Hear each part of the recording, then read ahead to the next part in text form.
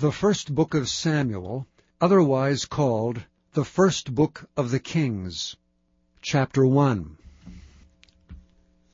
Now there was a certain man of Ramathaim Zophim, of Mount Ephraim, and his name was Elkanah, the son of Jeroam, the son of Elihu, the son of Tohu, the son of Zuph, and Ephrathite. And he had 2 wives. The name of one was Hannah, and the name of the other was Peninnah. And Peninnah had children, but Hannah had no children. And this man went up out of his city yearly to worship and to sacrifice unto the Lord of hosts in Shiloh. And the 2 sons of Eli, Hophni and Phinehas, the priests of the Lord, were there. And when the time was that Elkanah offered, he gave to Peninnah his wife, and to all her sons and her daughters portions. But unto Hannah he gave a worthy portion, for he loved Hannah, but the Lord had shut up her womb. And her adversary also provoked her sore, for to make her fret, because the Lord had shut up her womb. And as he did so year by year, when she went up to the house of the Lord, so she provoked her, therefore she wept and did not eat.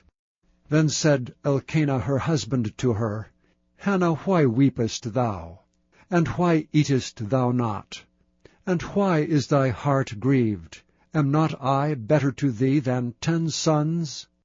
So Hannah rose up after they had eaten in Shiloh, and after they had drunk. Now Eli the priest sat upon a seat by a post of the temple of the Lord. And she was in bitterness of soul, and prayed unto the Lord, and wept sore. And she vowed a vow, and said, O Lord of hosts, if thou wilt indeed look on the affliction of thine handmaid, and remember me, and not forget thine handmaid, but will give unto thine handmaid a man-child, then I will give him unto the Lord all the days of his life, and there shall no razor come upon his head. And it came to pass, as she continued praying before the Lord, that Eli marked her mouth. Now Hannah she spake in her heart, only her lips moved, but her voice was not heard. Therefore Eli thought she had been drunken. And Eli said unto her, How long wilt thou be drunken? Put away thy wine from thee. And Hannah answered and said, No, my lord, I am a woman of a sorrowful spirit. I have drunk neither wine nor strong drink, but have poured out my soul before the Lord. Count not thine handmaid for a daughter of Belial, for out of the abundance of my complaint and grief have I spoken hitherto. Then Eli answered and said, Go in peace, and the God of Israel grant thee thy petition that thou hast asked of him. And she said, Let thine handmaid find grace in thy sight. So the woman went her way, and did eat, and her countenance was no more sad. And they rose up in the morning early, and worshipped before the Lord, and returned, and came to their house to Ramah. And Elkanah knew Hannah his wife, and the Lord remembered her. Wherefore it came to pass, when the time was come about after Hannah had conceived, that she bare a son, and called his name Samuel, saying, Because I have asked him of the Lord. And the man Elkanah and all his house went up to offer unto the Lord the yearly sacrifice and his vow. But Hannah went not up, for she said unto her husband, I will not go up until the child be weaned, and then I will bring him, that he may appear before the Lord, and there abide forever. And Elkanah her husband said unto her, Do what seemeth thee good. Tarry until thou have weaned him. Only the Lord establish his word. So the woman abode, and gave her son suck until she weaned him. And when she had weaned him, she took him up with her with 3 bullocks, and 1 ephah of flour, and a bottle of wine, and brought him unto the house of the Lord in Shiloh. And the child was young. And they slew a bullock, and brought the child to Eli. And she said, O my Lord, as thy soul liveth, my Lord, I am the woman that stood by thee here praying unto the Lord. For this child I prayed, And the Lord hath given me my petition which I asked of him. Therefore also I have lent him to the Lord. As long as he liveth he shall be lent to the Lord. And he worshipped the Lord there. Chapter 2. And Hannah prayed and said, My heart rejoiceth in the Lord. Mine horn is exalted in the Lord.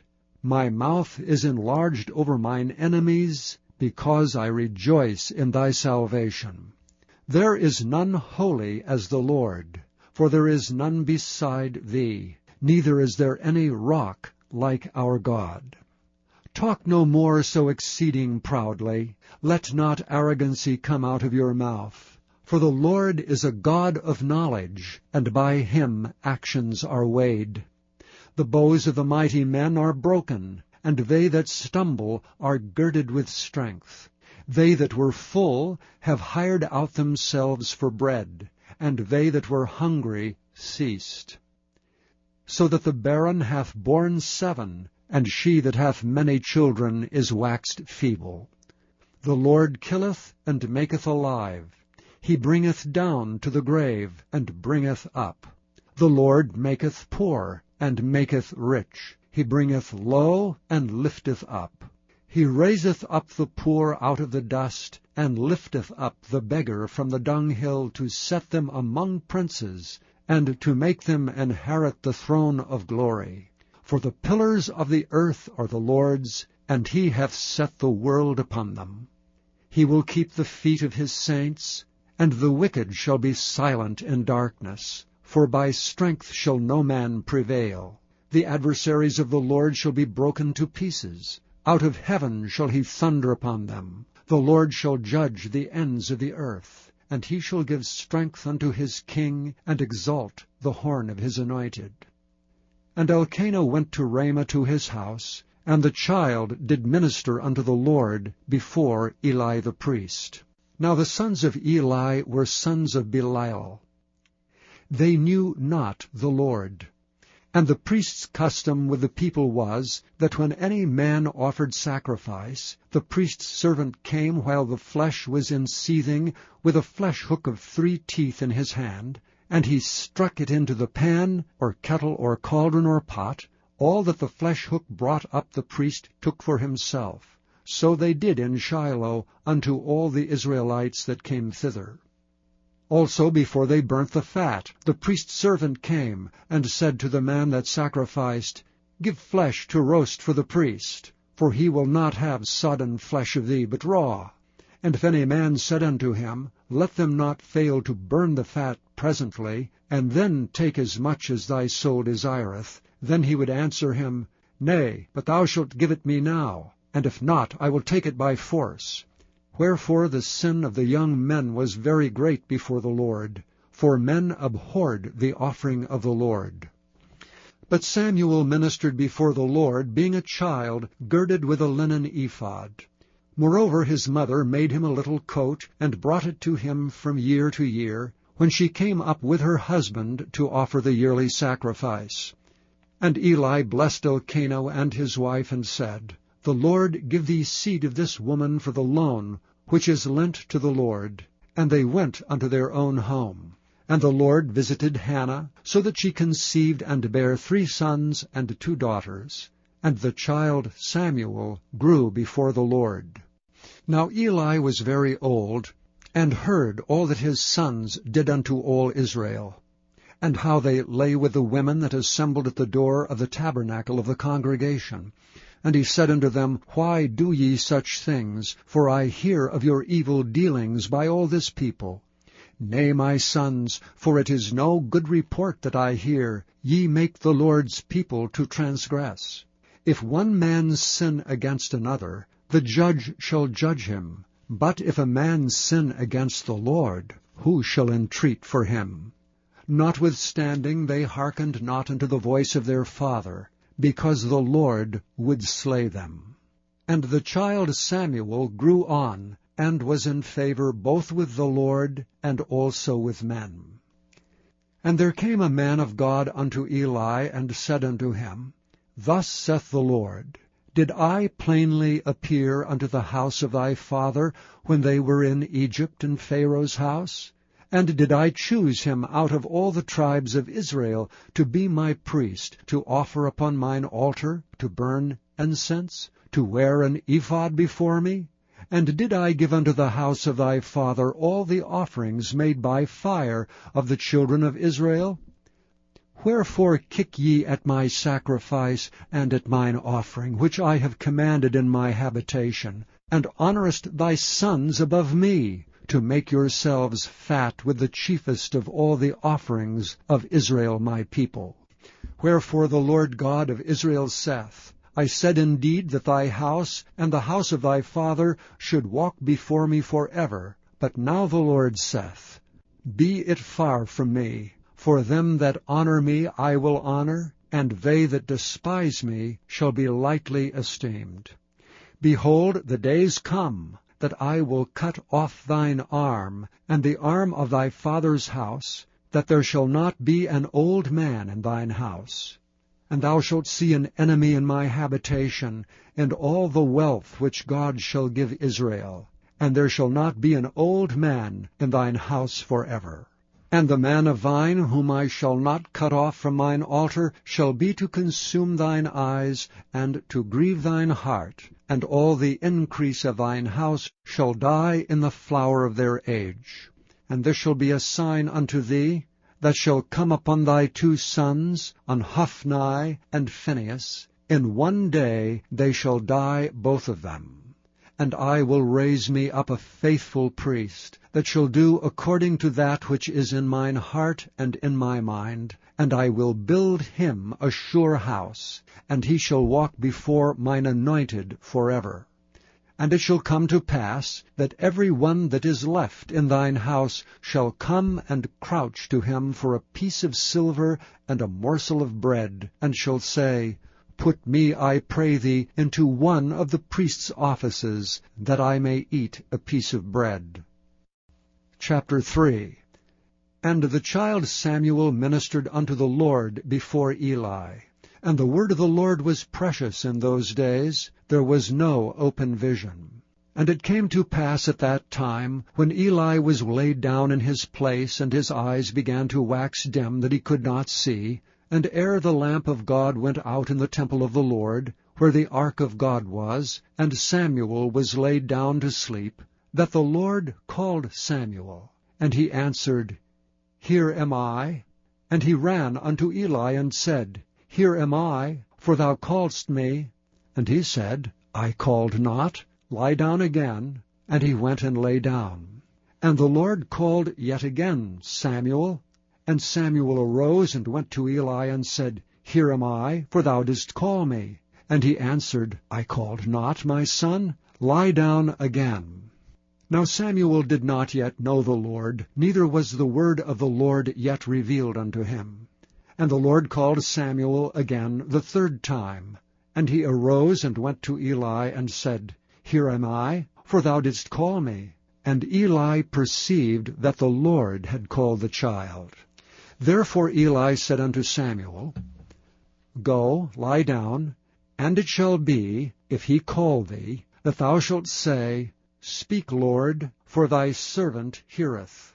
So Samuel went and lay down in his place. And the Lord came and stood, and called as at other times, Samuel, Samuel. Then Samuel answered, Speak, for thy servant heareth. And the Lord said to Samuel, Behold, I will do a thing in Israel, at which both the ears of every one that heareth it shall tingle. In that day I will perform against Eli all things which I have spoken concerning his house. When I begin, I will also make an end. For I have told him that I will judge his house forever for the iniquity which he knoweth, because his sons made themselves vile, and he restrained them not. And therefore I have sworn unto the house of Eli, that the iniquity of Eli's house shall not be purged with sacrifice nor offering forever. And Samuel lay until the morning, and opened the doors of the house of the Lord. And Samuel feared to show Eli the vision. Then Eli called Samuel, and said, Samuel, my son. And he answered, Here am I. And he said, What is the thing that the Lord hath said unto thee? I pray thee, hide it not from me. God do so to thee, and more also, if thou hide anything from me of all the things that he said unto thee. And Samuel told him every whit, and hid nothing from him. And he said, It is the Lord. Let him do what seemeth him good. And Samuel grew, and the Lord was with him, and did let none of his words fall to the ground. And all Israel from Dan even to Beersheba knew that Samuel was established to be a prophet of the Lord. And the Lord appeared again in Shiloh, for the Lord revealed himself to Samuel in Shiloh by the word of the Lord. Chapter 4. And the word of Samuel came to all Israel. Now Israel went out against the Philistines to battle, and pitched beside Ebenezer, and the Philistines pitched in Aphek. And the Philistines put themselves in array against Israel. And when they joined battle, Israel was smitten before the Philistines, and they slew of the army in the field about 4,000 men. And when the people were come into the camp, the elders of Israel said, Wherefore hath the Lord smitten us today before the Philistines? Let us fetch the ark of the covenant of the Lord out of Shiloh unto us, that when it cometh among us, it may save us out of the hand of our enemies. So the people sent to Shiloh, that they might bring from thence the ark of the covenant of the Lord of hosts, which dwelleth between the cherubims. And the two sons of Eli, Hophni and Phinehas, were there with the ark of the covenant of God. And when the ark of the covenant of the Lord came into the camp, all Israel shouted with a great shout, so that the earth rang again. And when the Philistines heard the noise of the shout, they said, What meaneth the noise of this great shout in the camp of the Hebrews? And they understood that the ark of the Lord was come into the camp. And the Philistines were afraid, for they said, God is come into the camp. And they said, Woe unto us! For there hath not been such a thing heretofore. Woe unto us! Who shall deliver us out of the hand of these mighty gods? These are the gods that smote the Egyptians with all the plagues in the wilderness. Be strong, and quit yourselves like men, O ye Philistines, that ye be not servants unto the Hebrews, as they have been to you. Quit yourselves like men, and fight.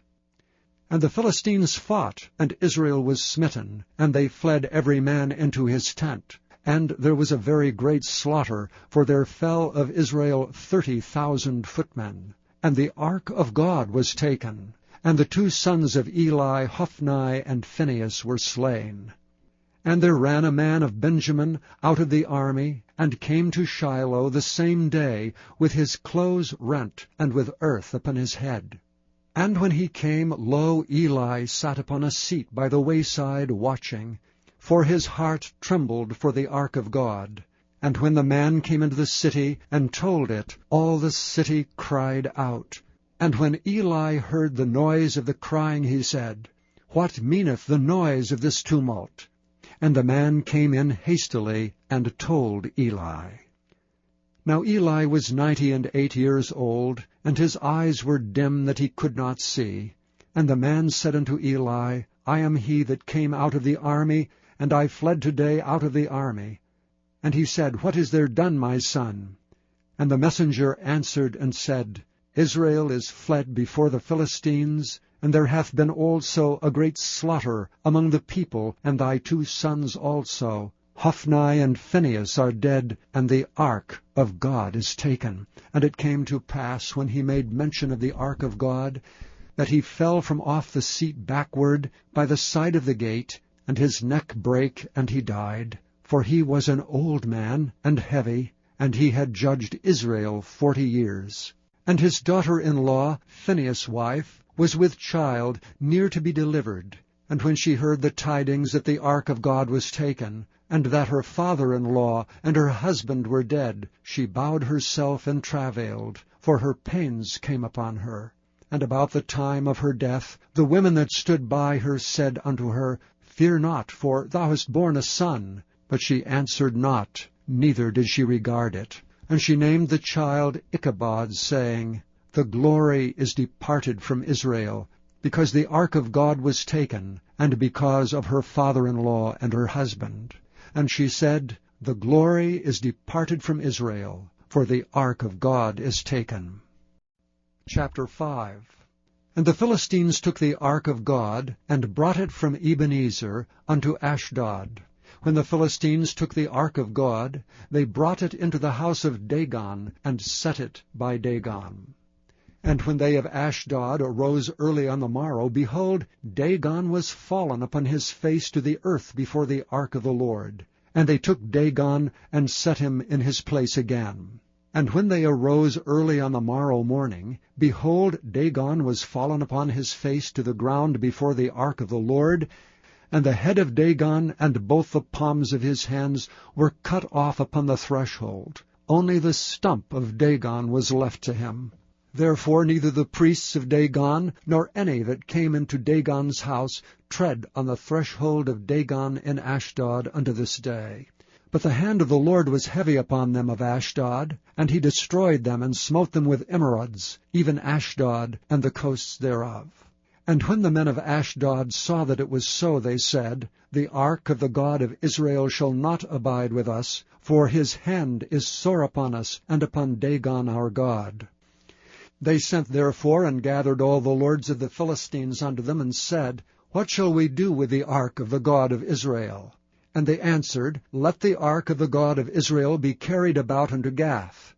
And they carried the ark of the God of Israel about thither. And it was so, that after they had carried it about, the hand of the Lord was against the city with a very great destruction. And he smote the men of the city, both small and great, and they had emerods in their secret parts. Therefore they sent the ark of God to Ekron. And it came to pass, as the ark of God came to Ekron, that the Ekronites cried out, saying, They have brought about the ark of the God of Israel to us to slay us and our people.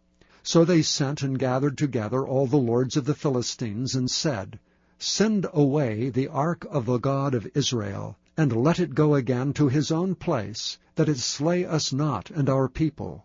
For there was a deadly destruction throughout all the city. The hand of God was very heavy there. And the men that died not were smitten with the emerods, and the cry of the city went up to heaven. Chapter 6. And the ark of the Lord was in the country of the Philistines 7 months. And the Philistines called for the priests and the diviners, saying, What shall we do to the ark of the Lord? Tell us wherewith we shall send it to his place. And they said, If ye send away the ark of the God of Israel, send it not empty, but in any wise return him a trespass offering. Then ye shall be healed, and it shall be known to you why his hand is not removed from you. Then said they, What shall be the trespass offering which we shall return to him? They answered, 5 golden emerods and 5 golden mice, according to the number of the lords of the Philistines, for one plague was on you all, and on your lords. Wherefore ye shall make images of your emerods, and images of your mice that mar the land, and ye shall give glory unto the God of Israel. Peradventure he will lighten his hand from off you, and from off your gods, and from off your land. Wherefore then do ye harden your hearts, as the Egyptians and Pharaoh hardened their hearts? When he had wrought wonderfully among them, did they not let the people go, and they departed? Now therefore make a new cart, and take 2 milk kine, on which there hath come no yoke, and tie the kine to the cart, and bring their calves home from them. And take the ark of the Lord, and lay it upon the cart, and put the jewels of gold, which ye return him for a trespass offering, in a coffer by the side thereof, and send it away that it may go. And see if it goeth up by the way of his own coast to Bethshemesh, then he hath done us this great evil. But if not, we shall know that it is not his hand that smote us, it was a chance that happened to us. And the men did so. and took 2 milk kine, and tied them to the cart, and shut up their calves at home. And they laid the ark of the Lord upon the cart, and the coffer with the mice of gold, and the images of their emerods. Kine took the straight way to the way of Bethshemesh, and went along the highway, lowing as they went, and turned not aside to the right hand or to the left. And the lords of the Philistines went after them unto the borders of Bethshemesh. And they of Bethshemesh were reaping their wheat harvest in the valley. And they lifted up their eyes, and saw the ark, and rejoiced to see it. And the cart came into the field of Joshua, a Bethshemite, and stood there, where there was a great stone. And they clave the wood of the cart, and offered the kine a burnt offering unto the Lord. And the Levites took down the ark of the Lord, and the coffer that was with it, wherein the jewels of gold were, and put them on the great stone. And the men of Bethshemesh offered burnt offerings and sacrificed sacrifices the same day unto the Lord. And when the 5 lords of the Philistines had seen it, they returned to Ekron the same day. And these are the golden emerods which the Philistines returned for a trespass offering unto the Lord. For Ashdod 1, for Gaza 1, for Askelon 1, for Gath 1, for Ekron 1. And the golden mice according to the number of all the cities of the Philistines, belonging to the 5 lords, both of fenced cities and of country villages, even unto the great stone of Abel, whereon they set down the ark of the Lord, which stone remaineth unto this day in the field of Joshua the Bethshemite. And he smote the men of Bethshemesh, because they had looked into the ark of the Lord. Even he smote of the people 50,000 and 70 men. And the people lamented, because the Lord had smitten many of the people with a great slaughter. And the men of Bethshemesh said, Who is able to stand before this holy Lord God? And to whom shall he go up from us? And they sent messengers to the inhabitants of Kirjath-jearim, saying, The Philistines have brought again the ark of the Lord. Come ye down, and fetch it up to you. Chapter 7. And the men of Kirjath-jearim came, and fetched up the ark of the Lord, and brought it into the house of Aminadab in the hill, and sanctified Eleazar his son to keep the ark of the Lord. And it came to pass, while the ark abode in Kirjath-jearim, that the time was long, for it was 20 years, and all the house of Israel lamented after the Lord.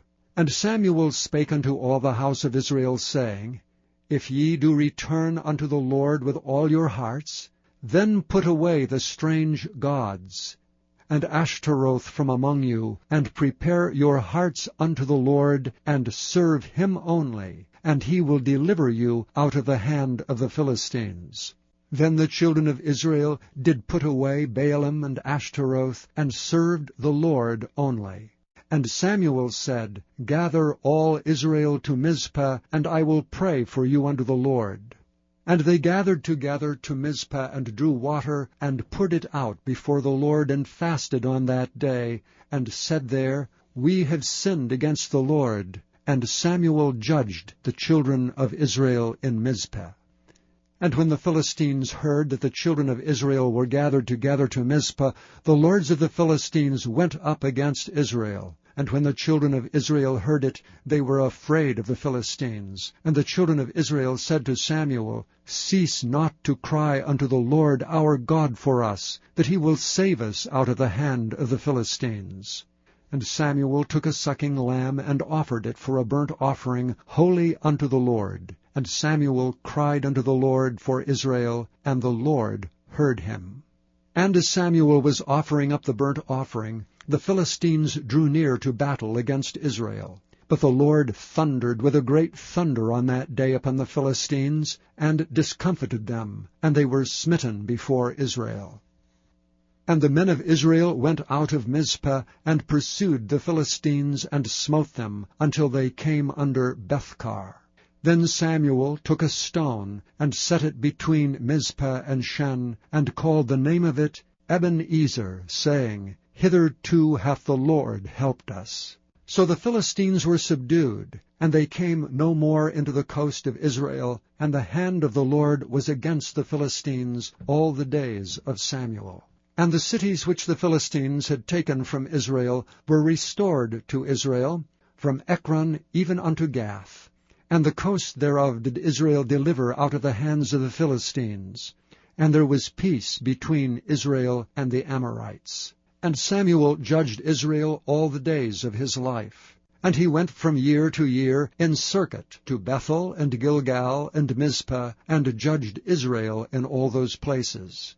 And his return was to Ramah, for there was his house, and there he judged Israel, and there he built an altar unto the Lord. Chapter 8. And it came to pass, when Samuel was old, that he made his sons judges over Israel. Now the name of his firstborn was Joel, and the name of his second Abiah. They were judges in Beersheba. And his sons walked not in his ways, but turned aside after lucre, and took bribes, and perverted judgment.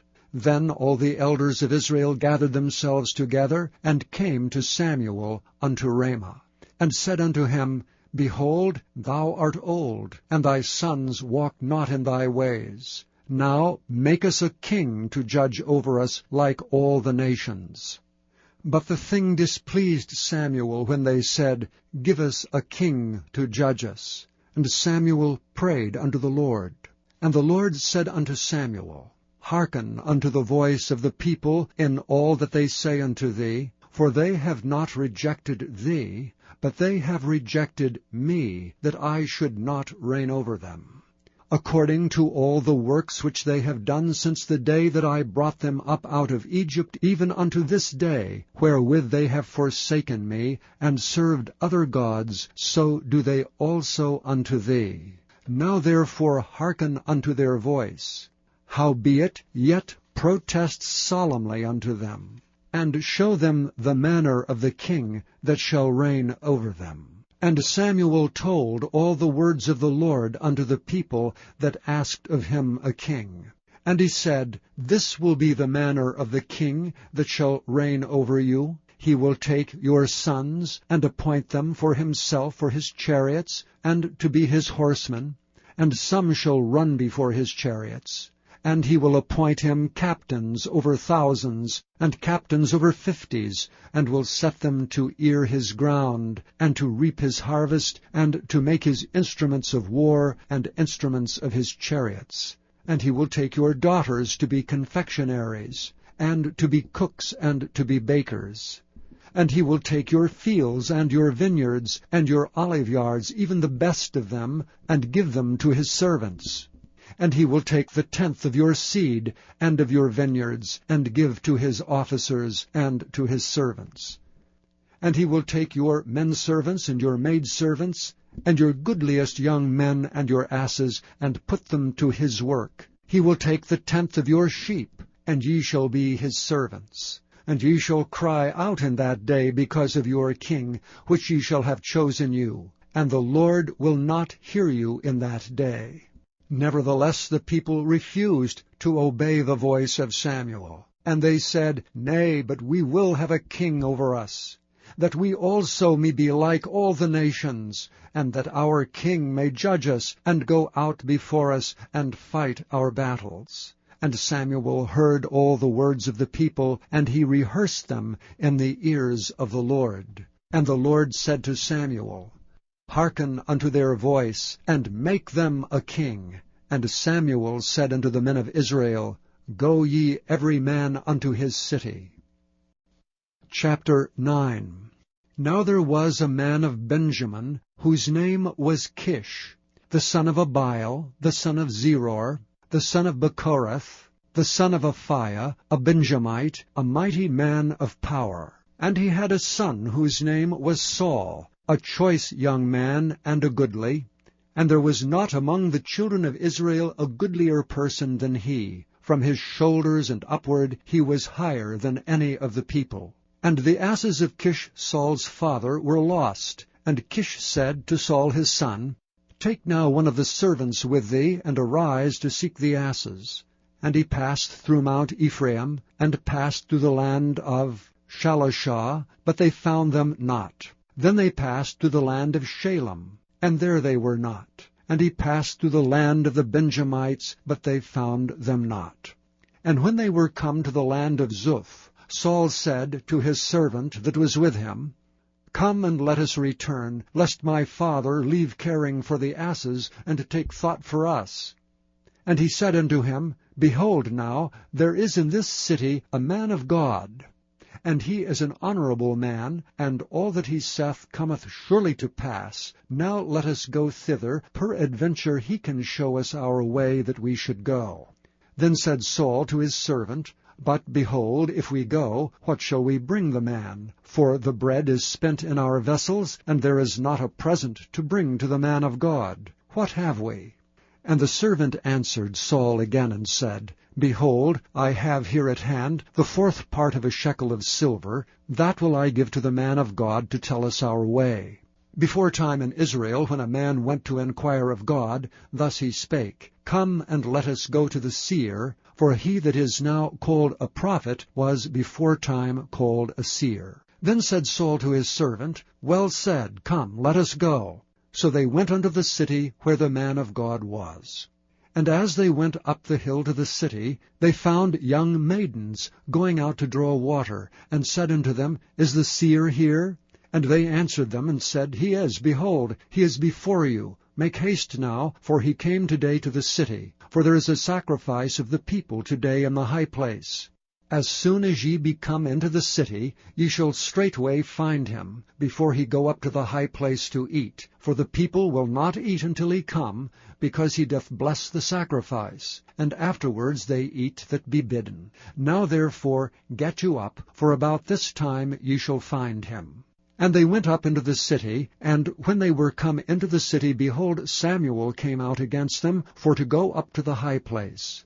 Now the Lord had told Samuel in his ear a day before Saul came, saying, Tomorrow about this time I will send thee a man out of the land of Benjamin, and thou shalt anoint him to be captain over my people Israel, that he may save my people out of the hand of the Philistines. For I have looked upon my people, because their cry is come unto me. And when Samuel saw Saul, the Lord said unto him, Behold the man whom I spake to thee of. This same shall reign over my people. Then Saul drew near to Samuel in the gate, and said, Tell me, I pray thee, where the seer's house is. And Samuel answered Saul, and said, I am the seer. Go up before me unto the high place, for ye shall eat with me today, and tomorrow I will let thee go, and will tell thee all that is in thine heart. And as for thine asses that were lost 3 days ago, set not thy mind on them, for they are found. And on whom is all the desire of Israel? Is it not on thee and on thy father's house? And Saul answered and said, Am not I a Benjamite, of the smallest of the tribes of Israel, and my family the least of all the families of the tribe of Benjamin? Wherefore then speakest thou so to me? And Samuel took Saul and his servant, and brought them into the parlor, and made them sit in the chiefest place among them that were bidden, which were about 30 persons. And Samuel said unto the cook, Bring the portion which I gave thee, of which I said unto thee, Set it by thee. And the cook took up the shoulder, and that which was upon it, and set it before Saul. And Samuel said, Behold that which is left, set it before thee, and eat. For unto this time hath it been kept for thee, since I said, I have invited the people. So Saul did eat with Samuel that day. And when they were come down from the high place unto the city, Samuel communed with Saul upon the top of the house. And they rose early, and it came to pass about the spring of the day, that Samuel called Saul to the top of the house, saying, Up, that I may send thee away. And Saul arose, and they went out both of them, he and Samuel, abroad. And as they were going down to the end of the city, Samuel said to Saul, Bid the servant pass on before us. And he passed on, but stand thou still a while, that I may show thee the word of God. Chapter 10. Then Samuel took a vial of oil, and poured it upon his head, and kissed him, and said, Is it not because the Lord hath anointed thee to be captain over his inheritance? When thou art departed from me today, then thou shalt find 2 men by Rachel's sepulchre, in the border of Benjamin at Zelah. And they will say unto thee, The asses which thou wentest to seek are found, and lo, thy father hath left the care of the asses, and sorroweth for you, saying, What shall I do for my son? Then shalt thou go on forward from thence, and thou shalt come to the plain of Tabor, and there shall meet thee 3 men going up to God, to Bethel, one carrying 3 kids, and another carrying 3 loaves of bread, and another carrying a bottle of wine. And they will salute thee, and give thee 2 loaves of bread, which thou shalt receive of their hands. After that thou shalt come to the hill of God, where is the garrison of the Philistines. And it shall come to pass, when thou art come thither to the city, that thou shalt meet a company of prophets coming down from the high place, with a psaltery, and a tabret, and a pipe, and a harp before them, and they shall prophesy, and the Spirit of God will come upon thee. And thou shalt prophesy with them, and thou shalt be turned into another man. And let it be, when these signs are come unto thee, that thou do as occasion serve thee, for God is with thee. And thou shalt go down before me to Gilgal, and behold, I will come down unto thee to offer burnt offerings, and to sacrifice sacrifices of peace offerings. 7 days shalt thou tarry, till I come to thee, and show thee what thou shalt do. And it was so, that when he had turned his back to go from Samuel, God gave him another heart. And all those signs came to pass that day. And when they came thither to the hill, behold, a company of prophets met him. And the Spirit of God came upon him, and he prophesied among them. And it came to pass, when all that knew him beforetime saw that, behold, he prophesied among the prophets, then the people said one to another, What is this that is come unto the son of Kish? Is Saul also among the prophets? And one of the same place answered and said, But who is their father? Therefore it became a proverb, Is Saul also among the prophets? And when he had made an end of prophesying, he came to the high place.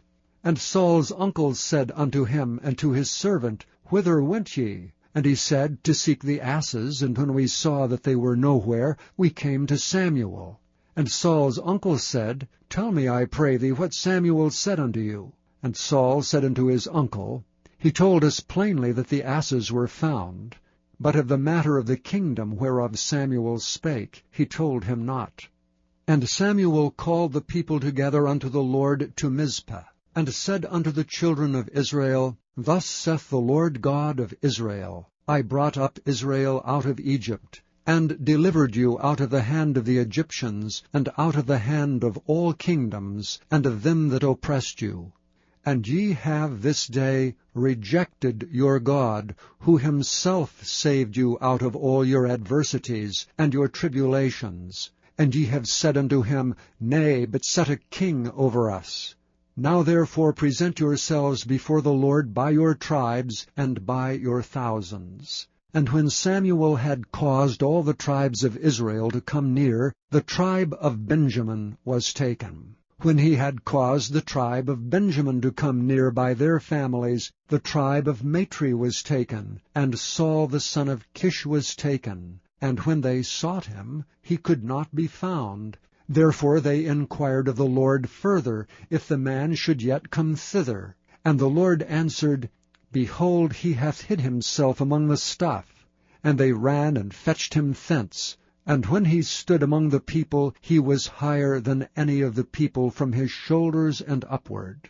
And Samuel said to all the people, See ye him whom the Lord hath chosen, that there is none like him among all the people? And all the people shouted and said, God save the king. Then Samuel told the people the manner of the kingdom, and wrote it in a book, and laid it up before the Lord. And Samuel sent all the people away, every man to his house. And Saul also went home to Gibeah, and there went with him a band of men whose hearts God had touched. But the children of Belial said, How shall this man save us? And they despised him, and brought him no presents, but he held his peace. Chapter 11. Then Nahash the Ammonite came up and encamped against Jabesh-Gilead, and all the men of Jabesh said unto Nahash, Make a covenant with us, and we will serve thee. And Nahash the Ammonite answered them, On this condition will I make a covenant with you, that I may thrust out all your right eyes, and lay it for a reproach upon all Israel. And the elders of Jabesh said unto him, Give us 7 days' respite, that we may send messengers unto all the coasts of Israel, and then, if there be none man to save us, we will come out to thee. Then came the messengers to Gibeah of Saul, and told the tidings in the ears of the people, and all the people lifted up their voices and wept. And behold, Saul came after the herd out of the field, and Saul said, What aileth the people that they weep? And they told him the tidings of the men of Jabesh. And the Spirit of God came upon Saul when he heard those tidings, and his anger was kindled greatly. And he took a yoke of oxen, and hewed them in pieces, and sent them throughout all the coasts of Israel by the hands of messengers, saying, Whosoever cometh not forth after Saul and after Samuel, so shall it be done unto his oxen. And the fear of the Lord fell on the people, and they came out with one consent. And when he numbered them in Bezek, the children of Israel were 300,000, and the men of Judah 30,000.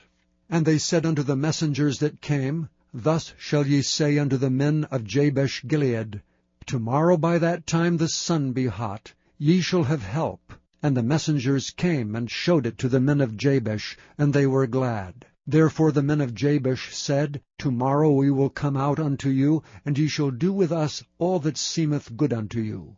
And it was so on the morrow, that Saul put the people in 3 companies, and they came into the midst of the host in the morning watch, and slew the Ammonites until the heat of the day. And it came to pass that they which remained were scattered, so that 2 of them were not left together. And the people said unto Samuel, Who is he that said, Shall Saul reign over us? Bring the men, that we may put them to death.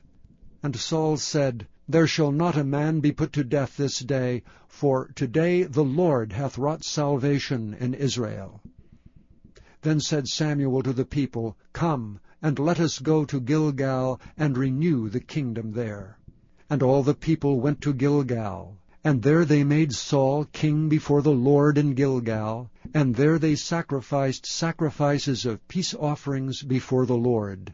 And there Saul and all the men of Israel rejoiced greatly. Chapter 12. And Samuel said unto all Israel, Behold, I have hearkened unto your voice in all that ye said unto me, and have made a king over you. And now, behold, the king walketh before you, and I am old and grey-headed, and behold, my sons are with you, and I have walked before you from my childhood unto this day. Behold, here I am, witness against me before the Lord and before his anointed. Whose ox have I taken? Or whose ass have I taken? Or whom have I defrauded? Whom have I oppressed? Or of whose hand have I received any bribe to blind mine eyes therewith? And I will restore it you. And they said, Thou hast not defrauded us, nor oppressed us, neither hast thou taken aught of any man's hand. And he said unto them, The Lord is witness against you, and his anointed is witness this day, that ye have not found aught in my hand. And they answered, He is witness. And Samuel said unto the people, It is the Lord that advanced Moses and Aaron, and that brought your fathers up out of the land of Egypt. Now therefore stand still, that I may reason with you before the Lord of all the righteous acts of the Lord which he did to you and to your fathers. When Jacob was come into Egypt, and your fathers cried unto the Lord, then the Lord sent Moses and Aaron, which brought forth your fathers out of Egypt, and made them dwell in this place. And when they forgat the Lord their God, he sold them into the hand of Sisera, captain of the host of Hazor, and into the hand of the Philistines, and into the hand of the king of Moab, and they fought against them. And they cried unto the Lord, and said, We have sinned, because we have forsaken the Lord, and have served Baalim and Ashtaroth. But now deliver us out of the hand of our enemies, and we will serve thee. And the Lord sent Jerubbaal, and Bedin, and Jephthah, and Samuel, and delivered you out of the hand of your enemies, on every side, and ye dwelled safe. And when ye saw that Nahash, the king of the children of Ammon, came against you, ye said unto me, Nay, but a king shall reign over us, when the Lord your God was your king. Now therefore behold the king whom ye have chosen, and whom ye have desired, and behold, the Lord hath set a king over you. If ye will fear the Lord, and serve him, and obey his voice, and not rebel against the commandment of the Lord, then shall both ye and also the king that reigneth over you continue, following the Lord your God. But if ye will not obey the voice of the Lord, but rebel against the commandment of the Lord, then shall the hand of the Lord be against you, as it was against your fathers. Now therefore stand and see this great thing which the Lord will do before your eyes. Is it not wheat harvest today? I will call unto the Lord, and he shall send thunder and rain, that ye may perceive and see that your wickedness is great, which ye have done in the sight of the Lord in asking you a king. So Samuel called unto the Lord, and the Lord sent thunder and rain that day, and all the people greatly feared the Lord and Samuel. And all the people said unto Samuel, Pray for thy servants unto the Lord thy God, that we die not, for we have added unto all our sins this evil, to ask us a king. And Samuel said unto the people, Fear not. Ye have done all this wickedness, yet turn not aside from following the Lord, but serve the Lord with all your heart. And turn ye not aside, for then should ye go after vain things, which cannot profit nor deliver, for they are vain. For the Lord will not forsake his people for his great name's sake, because it hath pleased the Lord to make you his people. Moreover, as for me, God forbid that I should sin against the Lord in ceasing to pray for you. But I will teach you the good and the right way. Only fear the Lord, and serve him in truth with all your heart. For consider how great things he hath done for you. But if ye shall still do wickedly, ye shall be consumed, both ye and your king. Chapter 13. Saul reigned 1 year, and when he had reigned 2 years over Israel, Saul chose him 3,000 men of Israel, whereof 2,000 were with Saul in Michmash and in Mount Bethel, and 1,000 were with Jonathan in Gibeah of Benjamin. And the rest of the people he sent every man to his tent. And Jonathan smote the garrison of the Philistines that was in Geba, and the Philistines heard of it. And Saul blew the trumpet throughout all the land, saying, Let the Hebrews hear. And all Israel heard say that Saul had smitten a garrison of the Philistines, and that Israel also was had in abomination with the Philistines. And the people were called together after Saul to Gilgal. And the Philistines gathered themselves together to fight with Israel, 30,000 chariots and 6,000 horsemen, and people as the sand which is on the seashore in multitude. And they came up and pitched in Michmash eastward from Bethaven. When the men of Israel saw that they were in a strait, for the people were distressed, then the people did hide themselves in caves, and in thickets, and in rocks, and in high places, and in pits. And some of the Hebrews went over Jordan to the land of Gad and Gilead. As for Saul, he was yet in Gilgal, and all the people followed him trembling. And he tarried 7 days, according to the set time that Samuel had appointed. But Samuel came not to Gilgal, and the people were scattered from him. And Saul said, Bring hither a burnt offering to me, and peace offerings. And he offered the burnt offering. And it came to pass that as soon as he had made an end of offering the burnt offering, behold, Samuel came. And Saul went out to meet him, that he might salute him. And Samuel said, What hast thou done? And Saul said, Because I saw that the people were scattered from me, and that thou camest not within the days appointed, and that the Philistines gathered themselves together at Michmash, therefore said I, The Philistines will come down now upon me to Gilgal, and I have not made supplication unto the Lord. I forced myself therefore, and offered a burnt offering. And Samuel said to Saul, Thou hast done foolishly. Thou hast not kept the commandment of the Lord thy God, which he commanded thee. For now would the Lord have established thy kingdom upon Israel forever. But now thy kingdom shall not continue. The Lord hath sought him a man after his own heart, and the Lord hath commanded him to be captain over his people, because thou hast not kept that which the Lord commanded thee. And Samuel arose and gat him up from Gilgal unto Gibeah of Benjamin. And Saul numbered the people that were present with him, about 600 men.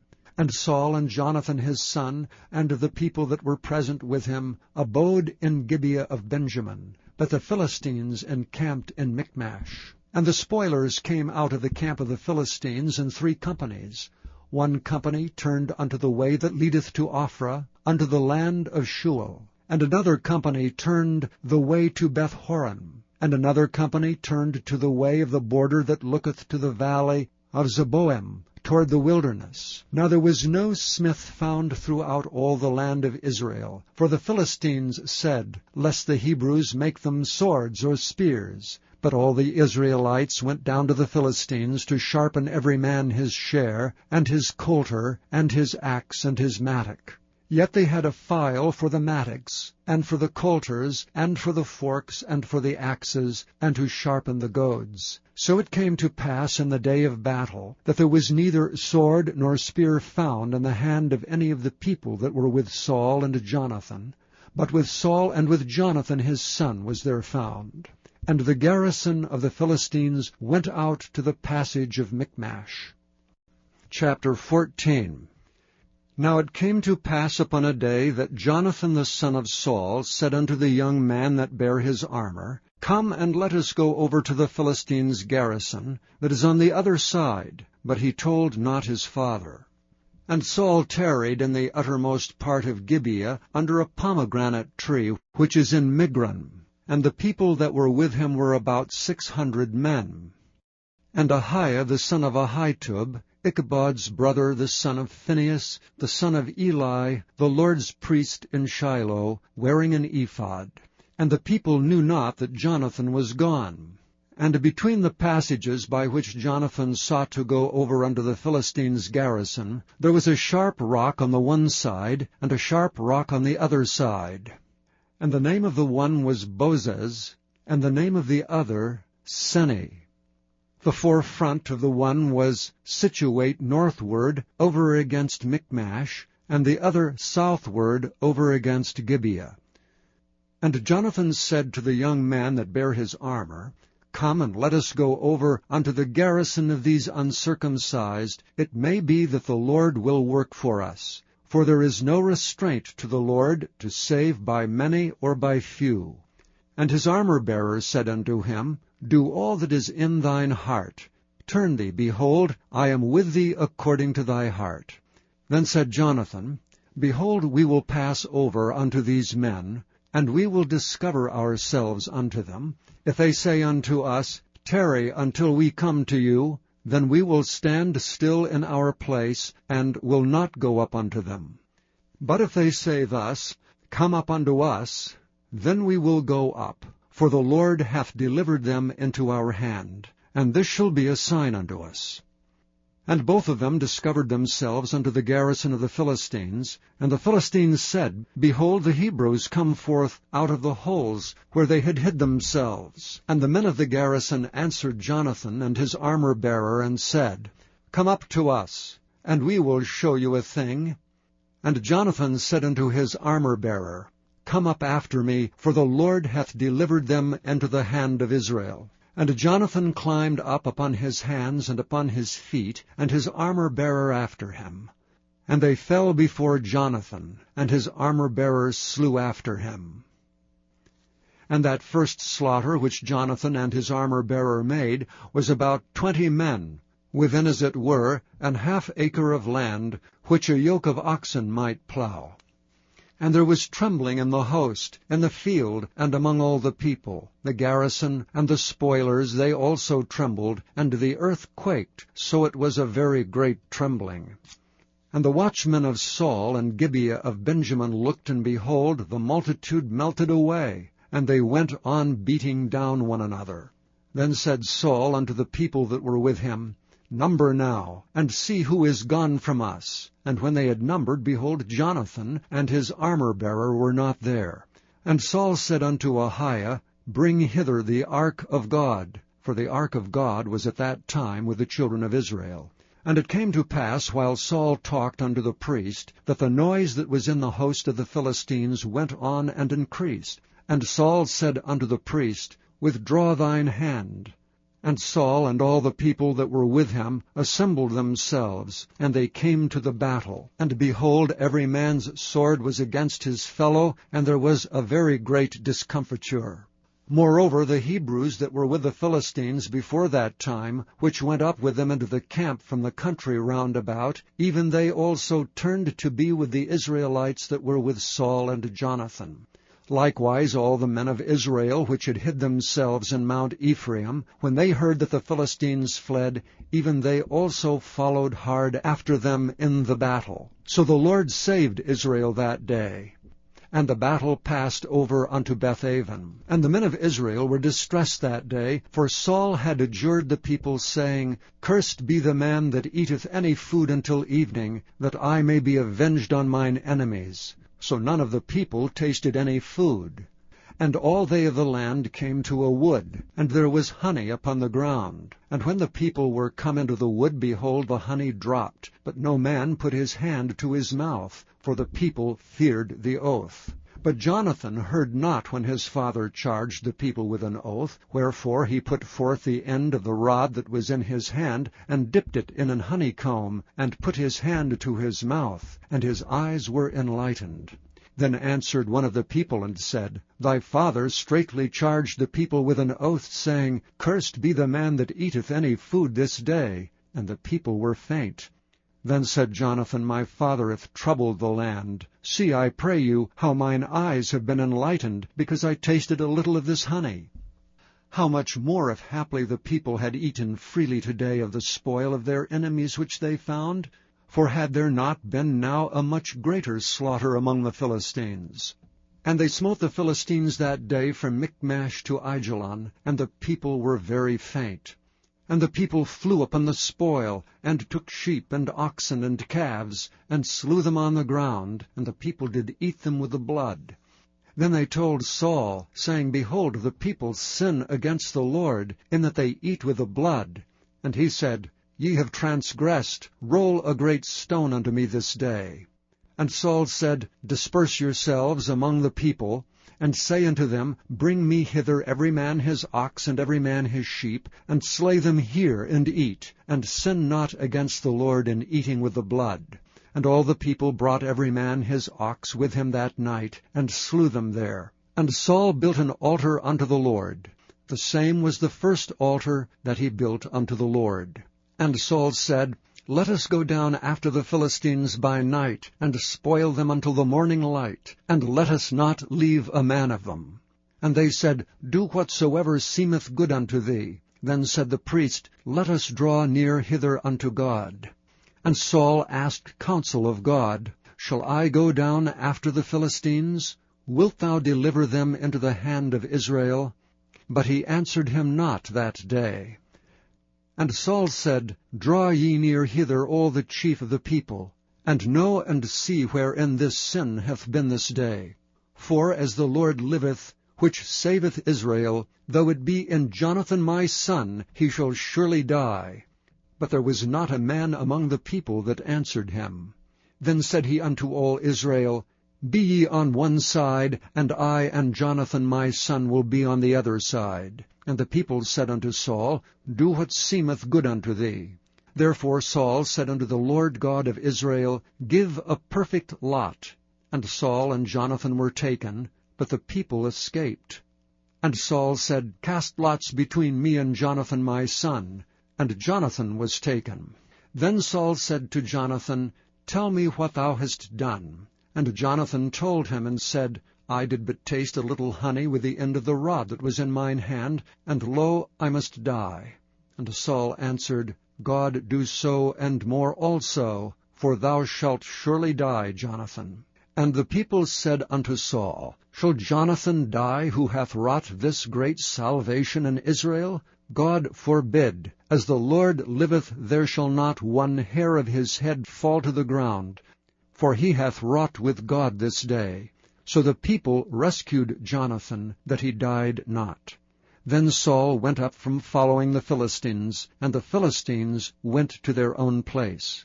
So Saul took the kingdom over Israel, and fought against all his enemies on every side, against Moab, and against the children of Ammon, and against Edom, and against the kings of Zobah, and against the Philistines. And whithersoever he turned himself, he vexed them.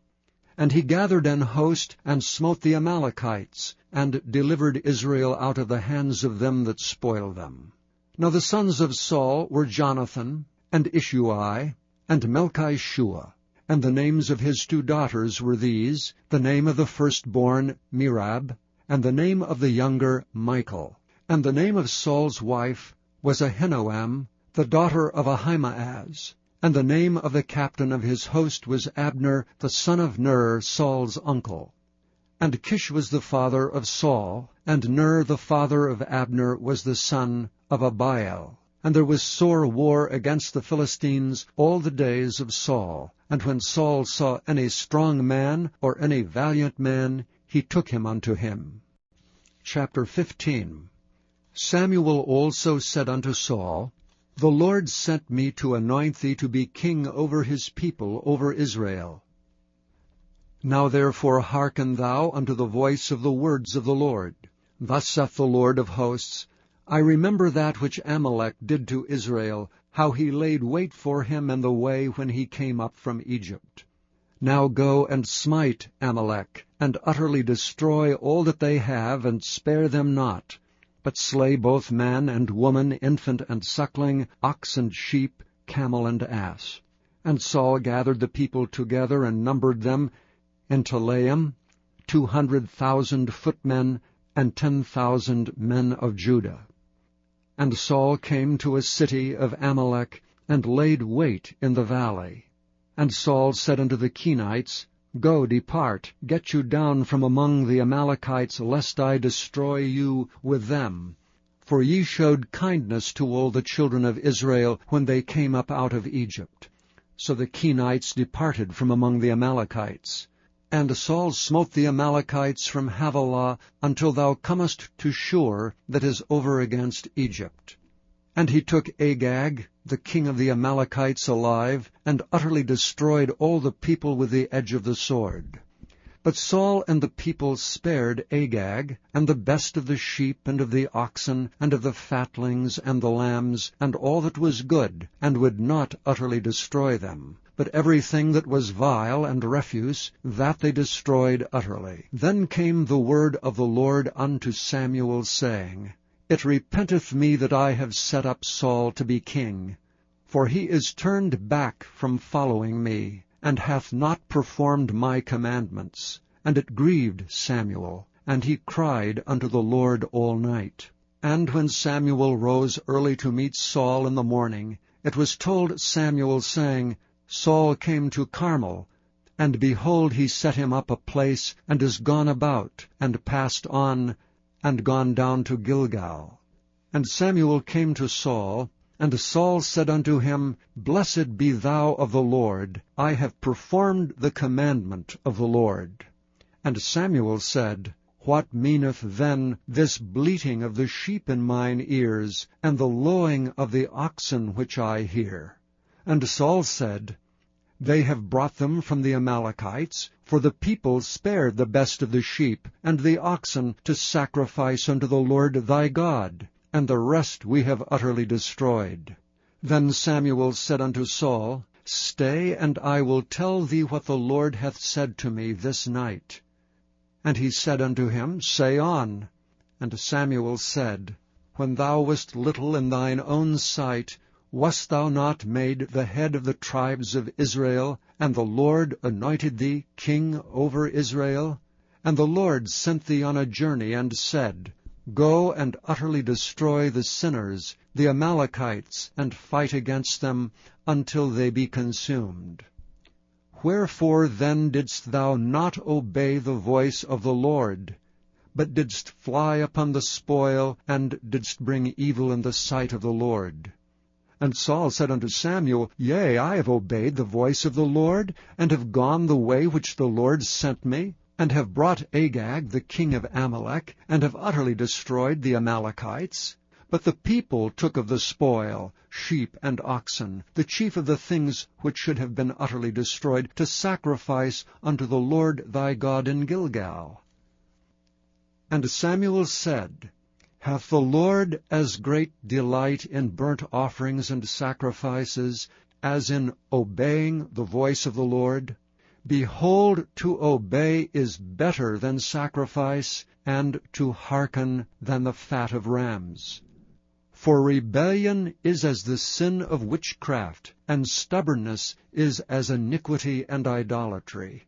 Because thou hast rejected the word of the Lord, he hath also rejected thee from being king.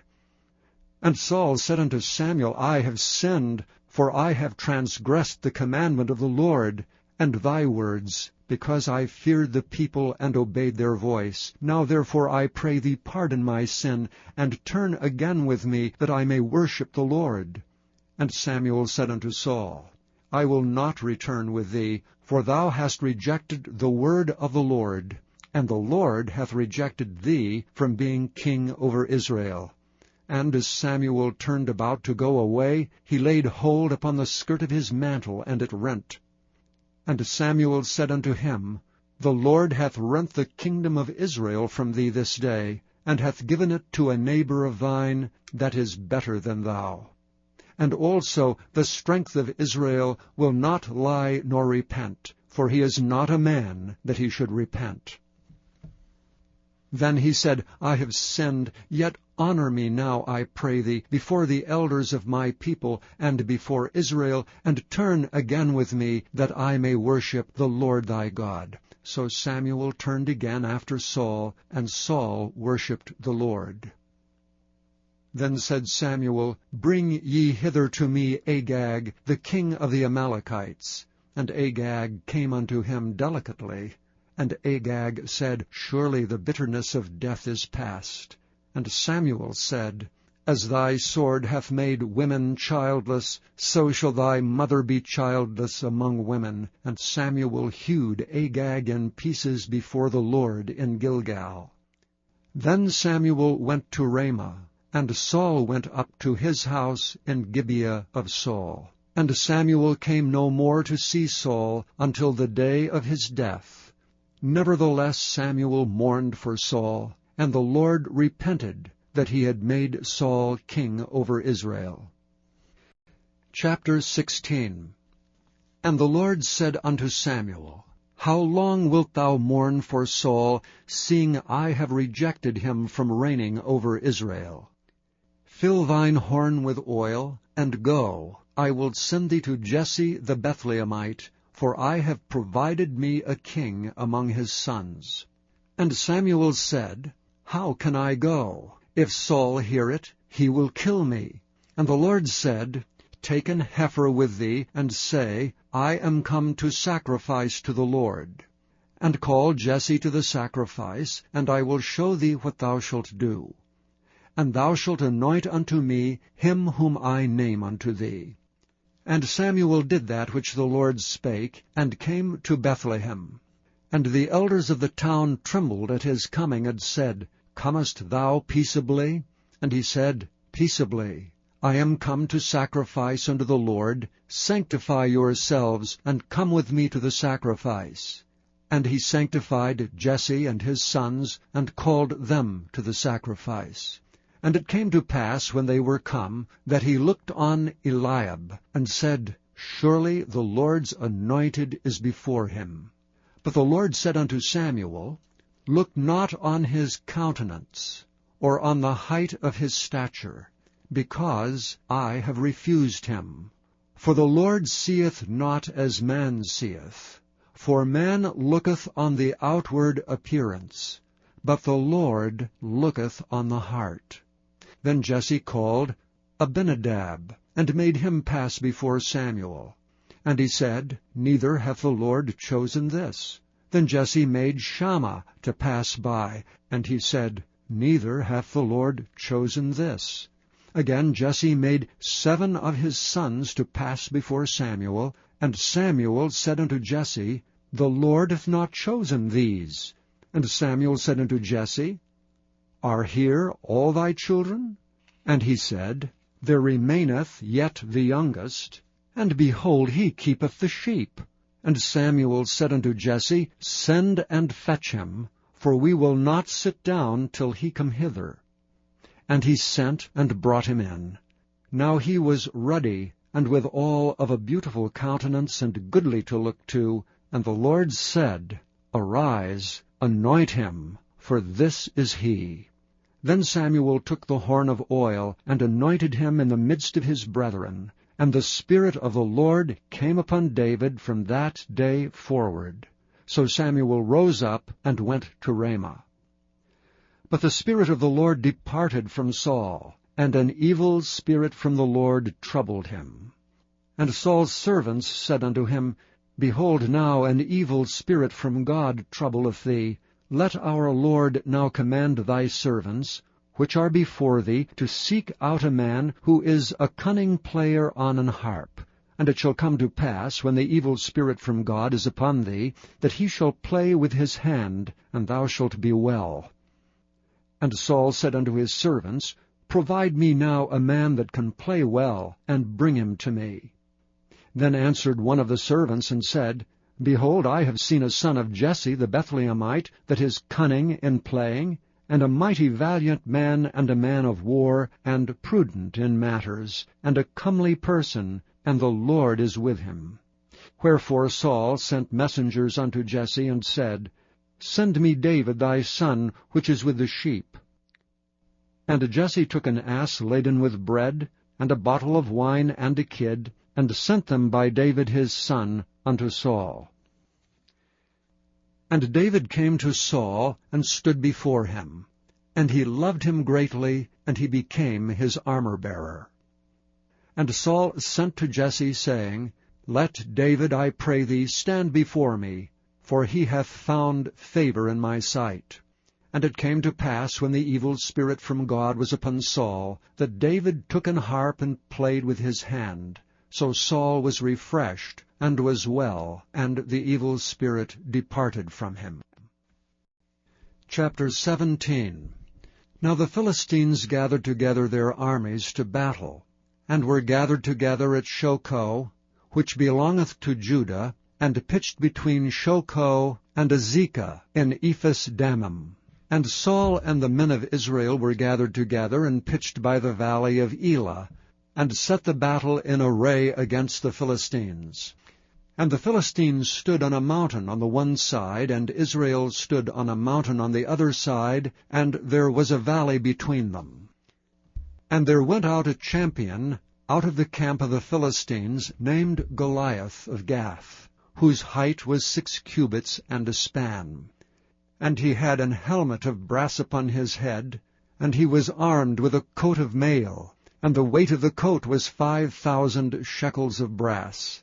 And he had greaves of brass upon his legs, and a target of brass between his shoulders. And the staff of his spear was like a weaver's beam, and his spear's head weighed 600 shekels of iron, and one bearing a shield went before him. And he stood and cried unto the armies of Israel, and said unto them, Why are ye come out to set your battle in array? Am not I a Philistine, and ye servants to Saul? Choose you a man for you, and let him come down to me. If he be able to fight with me, and to kill me, then will we be your servants. But if I prevail against him, and kill him, then shall ye be our servants, and serve us. And the Philistines said, I defy the armies of Israel this day. Give me a man, that we may fight together. When Saul and all Israel heard those words of the Philistine, they were dismayed and greatly afraid. Now David was the son of that Ephrathite of Bethlehem, Judah, whose name was Jesse. And he had 8 sons, and the man went among men for an old man in the days of Saul. And the 3 eldest sons of Jesse went and followed Saul to the battle. And the names of his 3 sons that went to the battle were Eliab the firstborn, and next unto him Abinadab, and the 3rd Shammah. And David was the youngest, and the 3 eldest followed Saul. But David went and returned from Saul to feed his father's sheep at Bethlehem. And the Philistine drew near morning and evening, and presented himself 40 days. And Jesse said unto David his son, Take now for thy brethren an ephah of this parched corn, and these 10 loaves, and run to the camp to thy brethren. And carry these 10 cheeses unto the captain of their 1,000, and look how thy brethren fare, and take their pledge. Now Saul and they, and all the men of Israel, were in the valley of Elah fighting with the Philistines. And David rose up early in the morning, and left the sheep with a keeper, and took and went as Jesse had commanded him. And he came to the trench as the host was going forth to the fight, and shouted for the battle. For Israel and the Philistines had put the battle in array, army against army. And David left his carriage in the hand of the keeper of the carriage, and ran into the army, and came, and saluted his brethren. And as he talked with them, behold, there came up the champion, the Philistine of Gath, Goliath by name, out of the armies of the Philistines, and spake according to the same words. And David heard them. And all the men of Israel, when they saw the man, fled from him, and were sore afraid. And the men of Israel said, Have ye seen this man that is come up? Surely to defy Israel is he come up. And it shall be that the man who killeth him, the king will enrich him with great riches, and will give him his daughter, and make his father's house free in Israel. And David spake to the men that stood by him, saying, What shall be done to the man that killeth this Philistine, and taketh away the reproach from Israel? For who is this uncircumcised Philistine, that he should defy the armies of the living God? And the people answered him after this manner, saying, So shall it be done to the man that killeth him. And Eliab his eldest brother heard when he spake unto the men, and Eliab's anger was kindled against David, and he said, Why camest thou down hither? And with whom hast thou left those few sheep in the wilderness? I know thy pride and the naughtiness of thine heart, for thou art come down that thou mightest see the battle. And David said, What have I now done? Is there not a cause? And he turned from him toward another, and spake after the same manner. And the people answered him again after the former manner. And when the words were heard which David spake, they rehearsed them before Saul, and he sent for him. And David said to Saul, Let no man's heart fail because of him. Thy servant will go and fight with this Philistine. And Saul said to David, Thou art not able to go against this Philistine to fight with him, for thou art but a youth, and he is a man of war from his youth. And David said unto Saul, Thy servant kept his father's sheep, and there came a lion and a bear, and took a lamb out of the flock.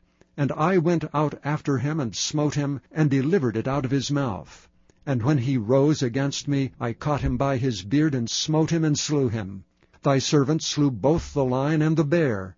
And this uncircumcised Philistine shall be as one of them, seeing he hath defied the armies of the living God. David said moreover, The Lord that delivered me out of the paw of the lion, and out of the paw of the bear, he will deliver me out of the hand of this Philistine. And Saul said unto David, Go, and the Lord be with thee. And Saul armed David with his armor, and he put an helmet of brass upon his head. Also he armed him with a coat of mail. And David girded his sword upon his armor, and he essayed to go, for he had not proved it. And David said unto Saul, I cannot go with these, for I have not proved them. And David put them off him. And he took his staff in his hand, and he chose him 5 smooth stones out of the brook, and put them in a shepherd's bag which he had, even in a scrip. And his sling was in his hand, and he drew near to the Philistine.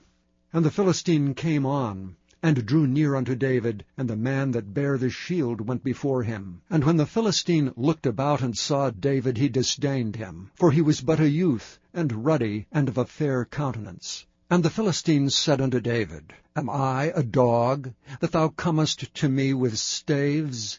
And the Philistine cursed David by his gods. And the Philistine said to David, Come to me, and I will give thy flesh unto the fowls of the air, and to the beasts of the field. Then said David to the Philistine, Thou comest to me with a sword, and with a spear, and with a shield. But I come to thee with the name of the Lord of hosts, the God of the armies of Israel, whom thou hast defied.